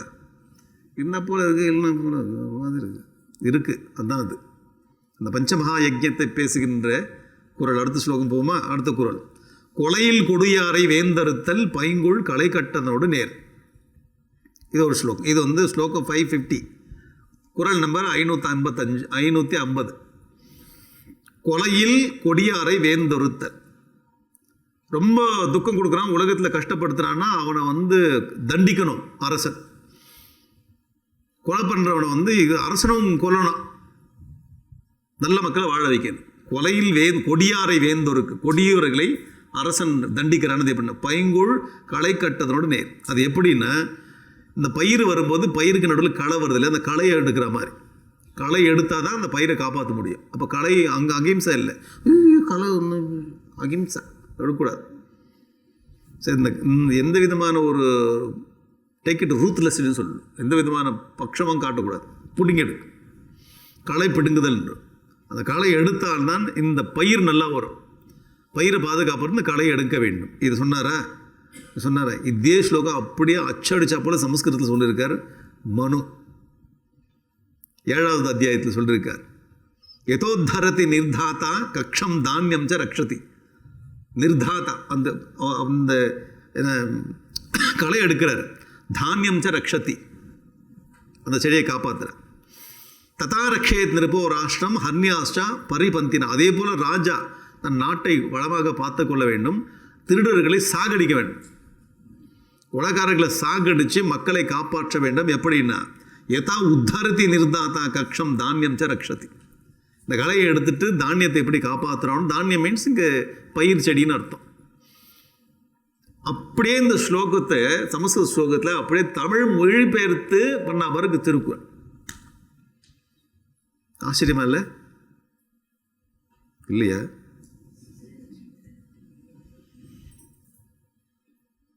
என்ன ரூட்டில் போயிருக்காரு பாருங்க அவரு. எந்த ரூட்டில் போயிருக்காங்க, ஏன் நம்ம அதை படிக்கல, அதை படித்து ஒரு கனெக்ட் பண்ணலன்னு இருக்கு. இன்னொரு குறள் நம்பர் 36, அன்றறிவாம் என்னாத அறம் செய்க மற்றது பொன்றுங்கால் பொன்றா துணை. இன்னொரு நாள் பண்ணிக்கலான்னு தள்ளி போடாத, அன்னன்னைக்கு தர்மத்தை அன்னன்னைக்கு பண்ணிக்கோண்ட. அன்றறிவாம் என்னாத அறம் செய், இன்னொரு நாள் பண்ணிக்கலான்னு சொல்ல, அந்த தர்மத்தை அப்பயே பண்ணி முடிச்சிடும், தர்மத்தை ஃபாலோ பண்ணு. மற்றது பொன்றுங்கால் பொன்றா துணை. நமக்கு பின்னாடி வருமோ இல்லையோ, என்ன நடக்குமோ தெரியாது. தர்மத்தை நினச்சா அதை பண்ணிவிடு, அதுக்கப்புறம் பண்ணுறதுக்கு சான்ஸ் வராது, இருப்பமோ இருக்க மாட்டோம் தெரியாது. இது சொல்ல ஏக ஏவ சுகுரு தர்மம் நிதனேபி அணுயாத்து. ஒன்று தான் நம்ம பின்னாடி வர செத்து போன பிறகு. எது? ஷரீரேன சவம் நாசம் சர்வம் அந்நியத்தி கச்சதி. எல்லாம் உடம்போடு அழிஞ்சு போயிடும், ஒன்னே ஒன்றும் பின்னாடி நம்ம பின்னாடி. அது என்ன? தர்மம். அதனால் அன்னன்னைக்கு அந்த தர்மத்தை பண்ணி, தஸ்மா தர்மம் சகாயார்த்தம் நித்தியம் சஞ்சனையாத் சனை. டெய்லி தர்மத்தை பண்ணி அதை சேர்த்து வச்சுக்கோ, பின்னாடி பண்ணிக்கலாம்னு நினைக்காத. அடுத்த நாள் என்ன ஆகும் தெரியாது. இதை அப்படியே தமிழ் படுத்திருக்கார். சரி, அடுத்து சொல்லுங்க. அடுத்த அந்த பாட்டு 204வது பாட்டு, 204வது குறள். மறந்தும் பிறன் கேடு சூழறுக்க சூழின் அறம் சூழும் சூழ்ந்தவன் கேடு. நீ மறந்து போய் கூட அடுத்தவனுக்கு கெடுதல் நினைக்காதான் சொல்கிறார். மறந்து போய் கூட, மறந்தும் பிறன் கேடு சூழறுக்க, பிறருக்கு கெடுதல் நினைக்காத. மறந்து போய் கூட நினைக்காத, அன்காட்டு நினைக்காத. ஏன் நினச்சா என்ன? நம்ம எதிர்கேள்வி கேட்போம். அதுவும் தமிழில் ரொம்ப அழகாக இப்போ ஏன் எதுக்கு, அது மற்ற லாங்குவேஜில் எப்படி எனக்கு தெரியாது. ஒய் அது நல்லா இல்லை, ஒய் அது நல்லா இருக்கு, இது செய்யாது. அந்த ஃபேஸ் அப்படி போகணும், அப்படி 45 டிகிரி இல்லை, அது எந்த லாங்குவேஜில் வராது. ஒய் அப்படின்னு ஒய் அப்படின்னு அப்படி தான் வரும். ஏன் ஃபேஸ் அப்படி திரும்பி, அப்படி ஃபேஸும் திரும்பும், கழுத்த தலையும் திரும்பும். எந்த லாங்குவேஜ்லாம் வராது. ட்ரை பண்ணி பாருங்க. எந்துக்கு நல்லா இல்லை. மலையாளத்தை எப்படி சொல்கிறது? ஏன்னு மலையாளத்தை எப்படி சொல்கிறது? எந்த பற்றி? மலையாளம் மாதிரி இல்லைங்க. எந்து கொண்ட ரொம்ப டைம் ஆகுது. அது ஒரு கொண்ட வருது, டைம் ஆகும். ஏன் மறந்தும் பிறன் கேடு சூட இருக்க, மறந்து போய் கூட மற்றவங்களை கெடுதல் நினைக்காதுன்னு சொல்றாரு திருக்குறள்ல. என்ன இன்ஸ்ட்ரக்ஷன் பாருங்க, கோட் ஆஃப் கான்டக்ட். உலகத்தில் வாழும்போது எப்படி மறந்தும் பிறன் கேடு சூழ இருக்க, சூழின் ஒருவேளை அடுத்தவங்களுக்கு கெடுதல் நினைச்சா என்ன? அறம் சூழும் சூழ்ந்தவன் கேடு. தர்மம் ஒன்று பார்த்துட்டு இருக்கு, அது ரெடியாக இருக்கு. நீ அடுத்தவனுக்கு கெடுதல் நினைச்சனா தர்மம் உனக்கு கெடுதல் நினைக்கிறதுன்ற. அறம் சூழும் சூழ்ந்தவன் கேடு இல்லை. நம்ம கிட்டத்தட்ட 7 லட்சம் இவ்வளோ கோடி பேருக்கு இவ்வளோ போலீஸ் ஸ்டேஷன். ஒரு கணக்கு பார்த்தேன் நான், 1 லட்சம் பேருக்கு ஒரு போலீஸோ நம்ம கணக்கு சொன்னாங்க. அந்த கணக்கு மறந்துட்டேன், அந்த எழுதி வச்சுருந்தேன் இங்கே நோட்ஸ். 1 லட்சம் பேருக்கு ஒரு போலீஸ். இது என்ன கதி? அப்போ எப்படி நம்ம நாட்டில் போலீஸ் ஸ்டேஷன் கம்மியாக இருக்குது, போலீஸ் கம்மியாக இருக்குது, இவ்வளோ பாப்புலேஷன்? அறம் சூழும் சூழ்ந்தவன் கேடு. இதுதான் சனாதன தர்மத்தை இந்த பாரத பூமியோட ஒரு குளோரி என்னன்னு, போலீஸ் கண்ட்ரோல் பண்ணுறதில்லை, அந்தந்த மனுஷர்களுடைய தர்மங்களே கண்ட்ரோல் பண்ணி கொண்டு போகுது. இவ்வளோ பாப்புலேஷன். ஒரு ஆச்சரியம் பார்த்தீங்கன்னா, நம்ம இந்த இது இருக்குல்ல, கும்பமேளா நடக்கல, கோடிக்கணக்கான ஜனங்கள் கோடிக்கணக்கான நம்ம ஆச்சரியப்படுறோம். உலகம் பூரா இவ்வளோ பாப்புலேஷனை எப்படி மெயின்டைன் பண்ணுற? மிஸ்டேக்கில் அங்கே சின்ன நடக்குதுன்னு வச்சு, எப்படி பெரிய பெரிய கிரைம்களே நடக்காமல் இப்படிப்பட்ட பாப்புலேஷனை வச்சு நடத்துறீங்கன்னா, தர்மம் நடத்தி கொண்டு போகுது. தர்மம் திருந்த ரூட்லேருந்து தர்மம்ன்ற வார்த்தை வருது. அந்தந்த மனுஷன் அவனவன் அந்த தர்மத்தை ஃபாலோ பண்ணனால டோட்டல் சிஸ்டமே இப்படி போகுது. அதனால தான் நம்ம முன்னோர்கள்லாம் தர்மம்னு தலையில் அடிச்சுக்கிறாங்க. ரொம்ப இன்ட்ரெஸ்டிங் பாருங்கள் இல்லை. அம்மா அப்பா கட்டுப்படுறாரு, சரி, அப்பா அம்மா கட்டுப்படுறாரு. ஏன் உங்களுக்கு பிடிக்கலையா? அது உங்களுக்கே சரி பாருது. ஏன் அப்படி இருக்கக்கூடாதா? ஏன்னா எல்லா இடத்துலையும் எல்லாம் பொதுவாக என்ன பேசுவாங்க, அம்மா வந்து அப்பா கண்ட்ரோல் பண்ணுற. இல்லை, நம்ம மனு தர்மம் படிக்கிறோம். அதனால் இன்னிலிருந்து அப்பா வந்து அம்மாவுக்கு கட்டுப்படுறாரு. இருந்துட்டு போட்டோம், வீட்டுக்குள்ளேயாச்சும் இருக்காருல, இருக்கட்டும். வெளியில் வந்து தட் மீன்ஸ் இந்த வீட்டுக்கு வான்னு அர்த்தம். யாரும் கட்டுப்படுறாங்க. அம்மா அப்பாவை கண்ட்ரோல் பண்ணு, அப்பா அம்மாவை கண்ட்ரோல் பண்ணு. அப்பா மிஸ்டேக் பண்ண அம்மா சொல்லுது தப்பு, அம்மா சொல்லும்போது தப்பு. ஏன் காலைல சொன்னல, நீ காலை என்ன தப்பு சொல்லு, இப்போ நீ மட்டும். இந்த 2 கண்ட்ரோலாக நிற்கிறது சிஸ்டத்தில். புள்ள தப்பு பண்ணால் 2 பேரை சேர்ந்து கண்ட்ரோல் பண்ணல. இங்கே போலீஸ் அவசியம் இல்லையே, போலீஸை யாருமே அவசியம் இல்லை. அந்த குடும்ப தர்மங்களே இது அழகாக அப்படியே சிஸ்டத்தை கொண்டு போகிறது. இந்த நமக்கு தெரிஞ்ச ஃபேமிலியிலே பாருங்கள், நமக்கு ஒரு 50 ஃபேமிலி தெரியும். 50 ஃபேமிலிக்குள்ளே எந்த போலீஸ் பிரச்சனையும் கிடையாது. அந்தந்த குடும்பம் அந்த இது அழகாக நடக்கிறது. தர்மம் நடத்துக்கு கொண்டு போகிறது ரொம்ப இன்ட்ரெஸ்டிங். நம்மளுடைய கலாச்சாரம் வந்து தர்மத்தை பேஸ் பண்ணி தான் இருக்குது. சின்ன சின்ன சண்டை வருது, மிஸ்டேக் வருது, சரியாக சமைக்கல, அதுதான் வாழ்க்கை பூரா அப்படி தானே. அப்புறம் என்ன, அப்போ எப்படி சரியாக சமைக்காத நீ எப்படி வாழ்க்கையை ஓட்டுற? I know karma theory, therefore philosophy வருது அங்கே. Contact, rules and regulation, philosophy எல்லாமே எப்படி ஒரு குடும்பத்தை சூப்பராக நடத்தும் பொழுது போலீஸு தேவையில்லை. அங்கே ரூல்ஸ் அண்ட் ரெகுலேஷன் நாம் போட்டு எப்படி இதெல்லாம் வந்து தர்மசாஸ்திரங்கள், தர்மங்கள், முன்னோர்கள் தர்மம்னு ஒரு வார்த்தை சொல்லி கொடுத்துருப்போம்னா அவன் வாழ்க்கையை ஓட்டின்னு போகிறேன். எதுவுமே மீறியாத போது வர எங்கேயோ ஒன்று மிஸ்டேக் தான். ஆனால் எதுவுமே அவனுடைய என்ன லிமிட்டாக அவன் மாறாத வாழ்ந்துன்னு போகிறான் பாருங்க, சூப்பராக வாழ். சின்ன சின்ன மிஸ்டேக் தான், அது ஒன்றும் மேட்டர். அந்த மிஸ்டேக் கூட இல்லைன்னா அப்புறம் எல்லாம் பூமி தேவ பூமி ஆகிடும். எவ்வளோ இன்ட்ரெஸ்டிங்காக போகிறது இல்லை. மறந்தும் பிறன் கேடு சூட இருக்க சூழின் அறம் சூழும் சூழ்ந்தவன் கேடு. இந்த பாட்டு இருக்குல்ல, தர்ம பொண்ணை பார்க்குறது, தர்ம பிரகாரம் நடத்த, அடுத்தவனை கெடுதல் நினைக்க சொல்ல. இந்த பாட்டு இதில் 8வது அத்தியாயத்தில் தர்மேவ ஹதோ ஹந்தி தர்மோ ரக்ஷிதா தஸ்மாத் தர்மோ ஹந்தவ்யோ மானோ தர்மோ ஹதோவதீத். நீ தர்மம் காத்துக்கோ, தர்மம் உன்னை பாதுகாத்துக்கோ. அறம் காக்க, அறம் நம்மை காக்கன்னு இந்த ஸ்டேட்மெண்ட்டுங்க நான் பார்த்தேன். அது தர்மேவ ஹதோ ஹந்தி தர்மோ ரக்ஷித, தர்மத்தை நீ காப்பாற்றணும், தர்மம் உனக்கு காப்பாற்று. அடுத்தவனுக்கு கெடுதல் நினச்சா தர்மம் உனக்கு கெட்டு விட்டுரும். சிம்பிள். எங்கே கனெக்ட் பண்ணுறா பாருங்க. இந்த ஸ்லோகத்தை தமிழ் படுத்தினா எப்படி வரும்னா, திருக்குறளில் சொல்லி நான் பண்ணித்தரங்க வாங்கன்றார். இந்த ஸ்லோகத்தை எனக்கு ரொம்ப இங்கிலீஷ் சான்ஸ்கிரிட்டில் டஃப்பாக இருக்குது சார், கொஞ்சம் மாற்றி தரீங்களா சார், திருவள்ளுவர் சார். அவங்க திருவள்ளுவர் ரிஷி சொன்னா மாற்றி தரேன். மறந்தும் பிறன் கேடு சூழ இருக்க சூழின் அறம் சூழும் சூழ்ந்தவன் கேடு. நீ அடுத்தவனுக்கு கெடுதல் நினச்சா தர்மம் முன்ன கெட்டு குட்டிச்சவராக்கிட்டோன்றார். அப்புறம் சொல்லி நான் யாருக்கும் கெடுதல் பாரு, நல்லா நினச்சிப்பார். நீ பண்ணலையா, நல்லா நினச்சிப்பார். தசரத தொப்பனை கீழ் விழுந்துடார். ஐயோ உயிர் போப்பதே என் பிள்ளையை பிரிஞ்சு, நல்லா நினச்சிப்பார். ஆமாம், நான் சின்ன வயசில் ஒருத்தனை அடித்தேன் காட்டில், சிரவணகுமார். வந்ததா இல்லையா? ஆக்ஷனுக்கு ரியாக்ஷன் வருதா இல்லையா? இவ்வளோ என்ன மாதிரி உலக நீதியை கொண்டு வந்து வாழ்க்கையில் இறக்கிறது.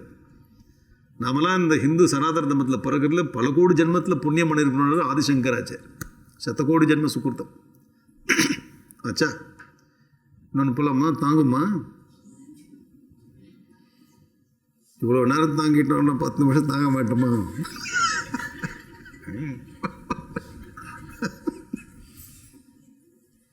ஆரம்பத்திலே முடிவோடு தான் வந்திருக்குங்க. 5 நாள் ப்ரோக்ராமா சார்? இல்லை 6 நாள். ஐயோ மைண்டில் இந்த மாதிரி தாட்ஸ்லாம் ஓடும். வாய்மை எனப்படுவது யாதெனின் யாது என்றும் தீமை இல்லாத சொல். யாதொன்றும் இது ரொம்ப பாப்புலர், எல்லாம் நம்ம எழுதியிருக்கோம் எக்ஸாம். இதை கூட இது காப்பி அடித்து எழுதாலாம் இருக்காங்க, தமிழ் பற்றாள் இருக்காங்க. சின்ன வயசில் எந்த ஒரே ஒரு ஸ்லோகம் சொல்ல, வாய்மைன்னு ஆரம்பிக்கிறது. வாய்மை என்று ஆரம்பிக்கும் திருக்குறளை முடித்து விடுக. நான் ஆரம்பிக்கிறேன், நீ முடிச்சு விடு, கொஞ்சம் காட்டு. வாய்மை எனப்படுவது யாதெனின் யாதென்றும் தீமை இல்லாத சொல்லல். சொன்னாரா? தீமை இருக்கக்கூடாது. மனு தர்மத்தில் ஒரு ஸ்லோகம், சத்தியம் ப்ரூயாத்து பிரியம் ப்ரூயாத்து ந ப்ரூயாத்து சத்தியம் அப்பிரியம் பிரியம் ச அமிர்தம் ந பூயாத்து ஏஷ தர்ம சனாதன். உண்மையை சொல்லணும், நைஸாக சொல்லணும், உண்மை பிரியமாக சொல்லணும். பிரியமாக பொய்ய சொல்லக்கூடாது சொல்கிறார். பிரியம் ச அமிர்தம் ந ப்ரூயாத், பிரியமாக பொய்ய சொல்லக்கூடாது. உண்மையை சொல்லணும், உண்மையை பிரியமாக சொல்லணும். இது எப்படி இந்த ஒரு அப்படியே மாற்றி பரோட்டா அடிக்கிற மாதிரி அடிக்கிறார் பாருங்க. இந்த பரோட்டை இப்படி போட்டு அடிப்பாங்களா, இன்ட்ரெஸ்டிங்காக எனக்கு பார்க்குறதுக்கு. சத்தியம் புரியாது பிரியம் புரியாது, ந புரியாது சத்தியம் அப்பிரியம். சத்தியத்தை பிரியமில்லாமல் பேசக்கூடாது, பிரியமாக இருக்கிறதுனால பொய்யை நைஸாக பேசக்கூடாது. இது எப்படி ஃப்ரெண்டுக்கு சொல்கிற போல இருக்குல்ல, அதனால் இது ஸ்மிருதின்னு பேர். சத்தியம் வத, அது ராஜா சொல்கிற மாதிரி. அது என்ன, வேதங்கள். அப்போ ஸ்மிருதியுடைய ப்ரெசன்டேஷன் சத்தியம் புரியாது, சரி, பிரியம் புரியாது, சரி, சத்தியம் அப்பிரியம் புரியாது. இன்னொரு சொல்லு, கன்ஃபியூஸ் ஆயிடுச்சு. சத்தியம் புரியாது, பிரியம் புரியா சத்தியம் அப்பிரியம் தான் புரியாது. பிரியம், சத்தியத்தை பிரியம் இல்லாமல் பேசக்கூடாது. சரி, அப்போ பொய்யை பிரியமாக பேசணுமா? பிரியம் அமிர்தமாக புரியாது, பொய்யை பிரியமாக பேசக்கூடாது. இதுக்கு பேர் என்ன? ஏஷ தர்ம சனாதன தர்மம்னு பேர். தொன்று தொட்டு வருகின்ற தர்மங்கள் மனித தர்மங்கள், சனாதன தர்மம்னு பேர். இது யூனிவர்சல் ஃபேக்ட். இது ஹிந்து மதத்தில் மட்டும் இல்லை, இது universal fact of human being. அதனால இது உலக பொதுமறையாக ஆகிடுது. புரியுதா? அப்போது உலக பொதுமறையை கொடுக்குறது எது? நான் ஹிந்து சனாதன தர்மம் மட்டும்தான் கொடுக்க, வேறு எதுவுமே கொடுக்காது. ஏன்னா மற்றவன் என்ன சொல்கிறான், நீ என்னை ஃபாலோ பண்ணலாம் உன்னை காலி பண்ணுவேன், நீ என்னை ஃபாலோ பண்ணலாம் அங்கே இடம் கிடையாது உனக்கு, நீ என்னை ஃபாலோ பண்ண இங்கேயே இடம் கிடையாது, அங்கே இடமே கிடையாது, பார்த்துக்கோ, தொங்கின்னு இருக்கணும். அவன் மற்றவங்களாம் என்ன சொல்கிறாரு, நீ ஃபாலோ பண்ணலாம் உனக்கு காலி பண்ணுவேன், நீ ஃபாலோ பண்ண உனக்கு இடம் இல்லை, அங்கே இடம் இல்லைன்ற. இங்கே அப்படி இல்லை, நீ எதை வேணாலும் ஃபாலோ பண்ணிக்கோ, உனக்கு எல்லா இடத்துலையும் இடம் இருக்குது. ஏன்? நீ தான் பிரம்மம், உலகம் பூரா அடைச்சிட்டு நீ தான் நிற்கிற. இப்போ என்ன மாதிரியான ஒரு தர்மம் பாருங்க, எங்கே நிற்கிற நம்ம. பல கோடி ஜென்மத்தில் புண்ணியத்தோடைய பலனால் தான் இந்த மாதிரியான சாஸ்திரங்களை பார்க்குறோம், கேட்குறோம், வாழ்கிறோம். அதில் இல்லை சத்தியம் வத தர்மம் சர. இப்போ தர்மத்தை எப்படி தர்மம்னா என்ன, எப்படி ஃபாலோ பண்ணணும், சத்தியம்னா இது இன்ஸ்ட்ரக்ஷன் பாருங்க. அதெல்லாம் தர்மம் சர சத்தியம் சொல்லுது ஆர்டர் ராஜா. இது சுக்ர சம்ஹிதா நைஸாக சொல்லுது, இப்படி பண்ணன்னு சொல்லுது. இதையே எனக்கு தெரியல, தர்மம் சரணம் தெரியல, ராமருடைய வாழ்க்கையை போய் படி, ராமாயணத்தை போய் தெரிஞ்சிடும். அது அனுஷ்டானம், காந்தா சம்ஹிதா. சத்தியம் அதனால் என்னன்னு தெரியல, போய் ஹரிச்சந்திரனுடைய ஸ்டோரி படி முடிஞ்சு போச்சு. அப்போ இங்கே பிரபு சம்ஹிதா, சுக்ர சம்ஹிதா, காந்தா சம்ஹிதா.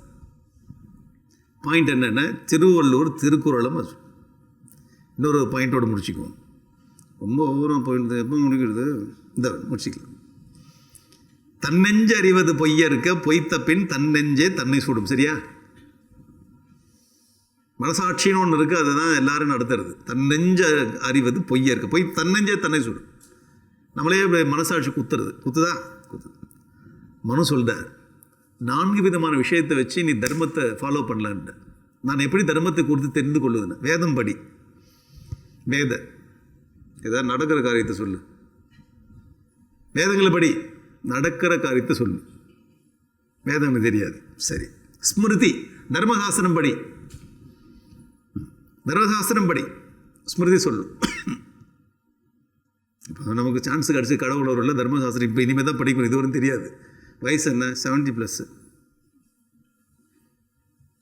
ஏன் இவ்வளோ நாள் உனக்கு தெரியலையா? இந்த மாதிரி முன்னாடியே நீங்கள் தான் பண்ணிருந்தீங்க, உங்கள் மிஸ்டேக்கு. முன்னாடி அட்வர்டைஸ்மெண்ட் கொடுத்தா வந்திருப்போம். இன்னேத்து கொடுத்த தர்மத்தை பாட்டிங்கன்னா டிலே பண்ணது யுவர் மிஸ்டேக். சரி, சாரி. ஒன்று வேதத்தை படித்து தர்மம் தெரிஞ்சுக்கோ, இல்லை தர்மசாஸ்திரம் படித்து, இதெல்லாம் பாசிபிள் இல்லை, நமக்கு சான்ஸ் கிடைக்கல. சதாச்சாரம், ஒழுக்கமோடு இருக்கக்கூடிய பெரியவர்களை பார்த்து, அந்த மாதிரி எங்கள் வீட்லேயே யாரும் இல்லை. உங்கள் தெருவில், எங்கள் வீடே மேல் தெருவை பார்க்கும்போது மோசமான தெருவில் நாங்கள் குடியிருக்கிறோம். அப்போ நீங்களும் அப்படி சொல்லக்கூடாது, தெரு மோசம், நான் பெட்ரு. இப்போ யாரை பார்த்து தர்மத்தை தெரிஞ்சுக்கிறது, அந்த மாதிரி உலகத்தில் நம்ம பார்க்கல, அதனால் எனக்கு தெரியல. சரி, என்ன பண்ணால் எப்படி அந்த தர்மத்தை தெரிஞ்சுக்கிறது? 4வது விஷயம் சொல்கிறது மனு. வேதத்தை படி, தர்மசாஸ்திரத்தை படி, பெரியவங்களை பாரு. இது 3மே எனக்கு கிடைக்கல. என்ன பண்ணுறதுன்னா, சொசேச்ச பிரியமாத்மனஹா, உன்னோட மனசாட்சி என்ன சொல்கிறதோ அதுதான் தர்மம்னு சொல்லிட்டேன். என்ன ப்ராக்டிக்கலான மனுஷன் பாரு. இவரை போய் இந்த சாஸ்திரத்தை போயிட்டு இப்படி கேலி பண்ணுறான், இப்படி அவமானப்படுத்திருக்கானே, படிச்சுட்டு பண்ணியிருக்கோம். அவன் தர்மத்தை கண்டுபிடிக்கிற மெத்தட் சொல்கிறா பாருங்க மனு. 4 விஷயம் தான் தர்மத்தை கண்டுபிடிக்கலாம். இது ரைட்டு, இது ஒன்று எனக்கு தோணுதெல்லாம் கரெக்டாக, அதனால நான் பண்ணிட்டு, உனக்கு தோணுதான் ரைட்டுன்னு எவன் சொன்னான்? நீ தோணுதெல்லாம் பண்ணி முடித்த பிறகு வந்து உட்கார். ஒரு காரியத்தை பண்ணிட்டு முடிச்சு அந்த உட்கார், உன் மனசாட்சி சொல்ல அதை கரெக்டு, அப்போ தர்மம். மனசை ஏதோ தப்புன்னு சொல்லுது, அப்போ அது அதர்மம்னு புரிஞ்சுக்கொண்டார். உன்னுடைய ஹிதயத்தில் இருக்கக்கூடிய ஒருத்தன் சொல்லுவான் இது தர்மமா அதர்மம், தன்னெஞ்சே முடிஞ்சு போச்சு. இந்த ஸ்லோகத்தோட டிரான்ஸ்லேஷன் அது. இப்போ சொல்லுங்க, திருவள்ளுவர் யாரோ ஃபாலோ பண்ணுவார்? கிளியராக இருக்கா இல்லையா? கன்வின்சிங்காக இருக்குது. இப்போ இது இப்படின்னு நான் சொல்லலை, கன்வின்சிங்காக இருக்குது. அந்த மாதிரி இருக்குது. அது எடுத்து படிக்கும்போது இது இப்படி தானே, இவ்வளோ காலம் தெரியாமல் போச்சு அப்படின்லாம் இருக்குது. இவ்வளோ சொல்லிட்டேன், இன்னும் ஒன்று சொல்கிறேன். இந்த ஸ்லோகம் சூப்பராக இருக்கு. அவிசொரிந்து 1000 வேட்டலின் ஒன்றை உயிர் செகுத்து உண்ணாமை நன்று. நீ 1000 இது சொல்கிறேன்னா யாக யஜ்ஞங்களை பண்ணுறியே, அவிசொரிந்து 1000 வேட்டலின், நீ நெய்யெல்லாம் ஊற்றி அவிசு கொடுத்து 1000 யாகங்களை பண்ணுறதை விட ஒன்றன் உயிர் செகுத்து உண்ணாமை, உயிரை கொன்று சாப்பிடாம இரு, அது 1000 யாகங்களுக்கு சமம்ன்ற. யாகத்தில் வெட்டி போட்டால் அப்படி அர்த்தம் இல்லை. இது விதவிதம் பேசுகிறாங்க. அவிசு போட்டு 1000 யாகங்களை செய்வதை விட ஒரு உயிரை தின்றாமல் இருந்தால் அது இதுக்கு ஈக்குவல்ன்றார். அப்போனா உயிரை கொல்லக்கூடாதுன்னு அர்த்தம். அப்போ யார் யாரெல்லாம் திருக்குறள் படிக்கிறாங்களோ அவங்க வெஜிடேரியனாக தான் இருக்கணும். இந்த ஸ்லோகத்தை முதல்ல சொல்லி கொடுத்துருக்கலாமே, எல்லாம் சொல்லிட்டு இது சொன்னார்னா அர்த்தம். இதெல்லாம் கன்செஷனில் விடுங்க. 1000 யாகம் பண்ணாலும் ஒரு உயிரை கொல்லாமல் இருந்தாலும் அந்த 6 யாகத்துக்கு சமம் பண்ண சொல்லிட்டாரா? இந்த ஸ்லோகம் ஓகேவா? இப்போ இந்த ஸ்லோகம் பாருங்கள். மனு தர்மத்தில் 5th சாப்டரில் ஒரு ஸ்லோகம் சொல்கிறார். மனு சொல்கிறார், வருஷே அஸ்வமேதேன யோ யஜேத சதம் சமா. 100 வருடம், ஒவ்வொரு வருஷம் வந்து அஸ்வமேத யாகம் பண்ணுறான். மாம்சானி சென்னா காதேத். இன்னொருத்தன் வந்து மாம்சம் சாப்பிடாமல் இருக்கான். ஒருத்தன் மாம்சம் சாப்பிடாமல் இருக்கான், ஒருத்தன் வருஷம் 100 வருஷத்துக்கு அஸ்வமேத யாகம் பண்ணுறான். அப்போ 100 அஸ்வமேத யாகம் ஒருத்தன் பண்ணியிருக்கான், 100 வருஷம் ஒருத்தன் மாம்சம் சாப்பிடாமல் இருக்கான். தயோகோ புண்ணிய பலம் சமம், 2 பேரும் புண்ணிய பலன் சமம்ன்றார் மனு. இந்த ஸ்லோகத்தோட டிரான்ஸ்லேஷன் தானே அது, மனுவுடைய டிரான்ஸ்லேஷன் தானே திருக்குறள். கருத்தில் டிரான்ஸ்லேஷனாக இருக்கு. அவிசொரிந்த 1000 வேட்டலின் ஒன்றன் உயிர் செகுத்து உண்ணாமை நன்று அப்படின்றது தமிழோட டிரான்ஸ்லேஷன் ஆஃப் தி ஸ்லோக். அப்போ நமக்கு 2 மொழியும் தெரியும் போது தான் கிளாரிட்டி ஜாஸ்தி ஆகுது. புரியுதா? ஒரு மொழியோடு இருக்கும்போது ஒரு ஒரு ஒரு கட்டத்தில் இருக்கும் இதுதான் அப்படின்னு. 2 மொழியும் படிக்கும்போது இன்னும் கிளாரிட்டி ஜாஸ்தி ஆகுது, மனசு விரிவடையுது, புத்தி விரிவடையுது. ஓகே, அப்போ நம்ம எவல்யூஷனில் அடுத்த ஸ்டெப்புக்கு போகிற ஆச்சரியமா இல்லை? எவல்யூஷனில் அடுத்த ஸ்டெப்பு என் மனசு விரிவடைஞ்சிச்சு, அண்டர்ஸ்டாண்டிங். ஓகேவா? இந்த ஸ்லோகத்தோடு நிறுத்திக்கலாம். ஒரே ஒரு ஸ்லோகம் முடிச்சிடலாமா? இல்லை, பெல் அடித்த மாதிரி எங்களுக்கு காதில் கேட்டது எனக்கும் கேட்டுது. அதனால் இந்த ஸ்லோகத்தோட பெல் அடிச்சிக்கலாம். Okay, right. இந்த ஸ்லோகம் லாஸ்ட். திருக்குறள். பிறப்புக்கும் எல்லா உயிருக்கும் சிறப்புவா செய்தொழில் வேற்றுமையா. இந்த ஸ்லோகத்தை சொல்லாத பாலிட்டிஷியன்ஸே இருக்க மாட்டாங்க நம்ம ஊரில். ஓகே, பெரிய ஒரு இது மாதிரி பிறப்புக்கும் எல்லா உயிருக்கும் இருக்கட்டும். அடுத்த லைன் வா. சிறப்புவா செய்தொழில் வேற்றுமையா. எல்லா ஜீவராசிகளும் பிறப்பால் ஒன்று. பிறப்புக்கும் பிறப்பால் எல்லாம் ஒன்று. வளர்ந்த பிறகு ஒவ்வொருத்தரும் ஒரு வேலை செய்கிறானே, அதுக்கு தகுந்த மாதிரி அவனுடைய நேச்சர் மாறுது. இல்லை, அவனுக்கு வேலைக்கு தகுந்த மாதிரி நேச்சர் தான் வேலை மாறுது. சிறப்புவா செய்தொழில் வேற்றுமையா. செய்கின்ற தொழிலுக்கு தகுந்த மாதிரி நேச்சர் மாறுது, அல்லது நேச்சருக்கு தகுந்த மாதிரி தொழில் மாறுகிறது. சொல்லிட்டாரா? இதுதான் இந்த பாடல் தான் சாதுர் வர்ணியத்தை பேசக்கூடிய பாடல்.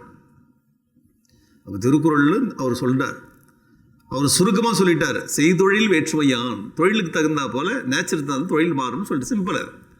பாயிண்ட் என்ன? லோகானாம் து விவருத்தியர்த்தம். உலகை நல்லபடி நடத்தி கொண்டு போவதற்காக முகம் பாகு ஊரு பாதத்தா. முகம் பாகு ஊரு பாதம். தலை, இந்த ஷோல்டர், இந்த ஊரு தொடை, பாதத்திலிருந்து பிராமணம் க்ஷத்ரியம் வைஷ்யம் சூத்ரம் ச நிரவர்த்தையது. இந்த பிரம்மதேவன் உண்டாக்கினார். இங்கே தான் பாயிண்ட். இதுவரையும் நீங்கள் சொன்னதெல்லாம் கரெக்டு. இதுதான் பஞ்ச், இதுதான் ப்ராப்ளமேட்டிக். மிஸ்இன்டர்பிரட் ஆகிட்டு. மிஸ்இன்டர்பிரேஷன் கொடுக்கறதுக்கு இந்த மாதிரியான ஸ்லோகம் ஈஸியாக இருக்குது. அடம் பிடிச்சி பேசுறதுக்கு, வேற ஒன்றும் இல்லை. இப்போது தலை மொட்டையாக இருக்குது, மொட்டையாக இருக்கிற தலைன்னு முன்னே உட்காந்துருக்கும், பின்னாடி வந்து ஒரு சேஷ்டை பண்ணக்கூடிய ஆள் உட்காந்துட்டுருக்கான். அவங்க 2 கை நம்ம எதாவது பண்ணணும். மொட்டை தலை என்ன பண்ணுறது? கொட்டிடணும். கொட்டிட்டு கம்முன்னு உட்காந்து ஒரு 4 முறை 5ஆம் முறை கொட்டும் போது இந்த இடம் வலிக்க அவனுக்கு, அதெல்லாம் கொட்டாது. ஒரு வேளை நீங்களாம் குதிரைவாள் மாதிரி ஒரு முடி இருக்குது, இங்கே உட்காந்து இருக்கணும், பின்னாடி ஒரு சேஷ்டை பண்ணக்கூடிய ஆள் அப்பப்போ இழுத்துட்டு உட்காந்துருப்பானே என்ன, உங்களுக்கு புரியுதா? அந்த முடி இதுவரையும் தொங்குது, நமக்கு எதாவது பண்ணணும்னு தோண்டுது, உடனே இழுத்துட்டு உட்காந்து பின்னாடி இருக்க 4 பேருமே 4 டைரெக்ஷன் இழுக்கிறான். ஏன்? வசதியாக இருக்குது, நம்ம வசதியாக வச்சுக்கிறதுனால இழுக்கிறதுக்கு நல்லா இருக்கு. இன்னொரு பக்கம் மொட்டையாக இருக்கிறதுனால வசதியே இல்லை. உங்களுக்கு ஐடியா புரியுதா? அப்போ சில ஸ்லோகங்கள் வசதி இல்லாத ஸ்லோகங்கள், அதை இன்டர்பிரேஷன் மிஸ்இன்டர்பிரேட் பண்ண முடியாது. என்ன மாதிரி ஸ்லோகம் என்னதை வந்து மிஸ்இன்டர்பிரேஷன் பண்ண முடியாது? எல்லா உபனிஷத் மந்திரத்தையும் மிஸ்இன்டர்பிரேட்டே பண்ண முடியாது. ஏன்? அவனுக்கே புரியாது. முதல்ல தூரே ததந்திக்கா, தூரமாகவும் கிட்டே இருக்கு. எதுடா எதுமா? அந்தர்பகிஷ்ட தத்சர்வம் வியாபிய நாராயணஸ்த, உள்ளேயும் இருக்குது வெளியிலும் இருக்குது. இல்லையே, உள்ளே இருந்தால் வெளியில் இருக்க முடியாது, வெளில இருந்தால் உள்ளே இருக்க முடியாது. இது உள்ளே வெளியே எப்படி இருக்கு? குழம்பிட்டானா? அந்த மாதிரி இடத்துல மிஸ்இன்டர்பிரேஷனே வராது. ஏன்? புரியாது முதல்ல. ஏன்? மொட்டைத்தலை பின்னாடி என்ன ட்ரை பண்ணாலும் இழுக்க முடியாது, பார்த்து ஒன்று கூட இழுக்க முடியாது. ஏன்னா அது டோட்டலாக வழுக்க. மொட்டைத்தலை 2 நாளுக்கு அப்புறம் முடி வரும், சான்ஸே இல்லை. பலன் இருக்கு. ஆயில் தேய்ச்சிங்களா அங்கிள்? இல்லை. ஒரு 50-60 வயசுக்கு அப்புறம் உனக்கும் அந்த மாதிரி ஆகும். புரியுதா? சான்ஸே இல்லைங்க அதை இழுக்கிறதுக்கு. அந்த ஸ்லோக்கில் சான்ஸே கிடையாது.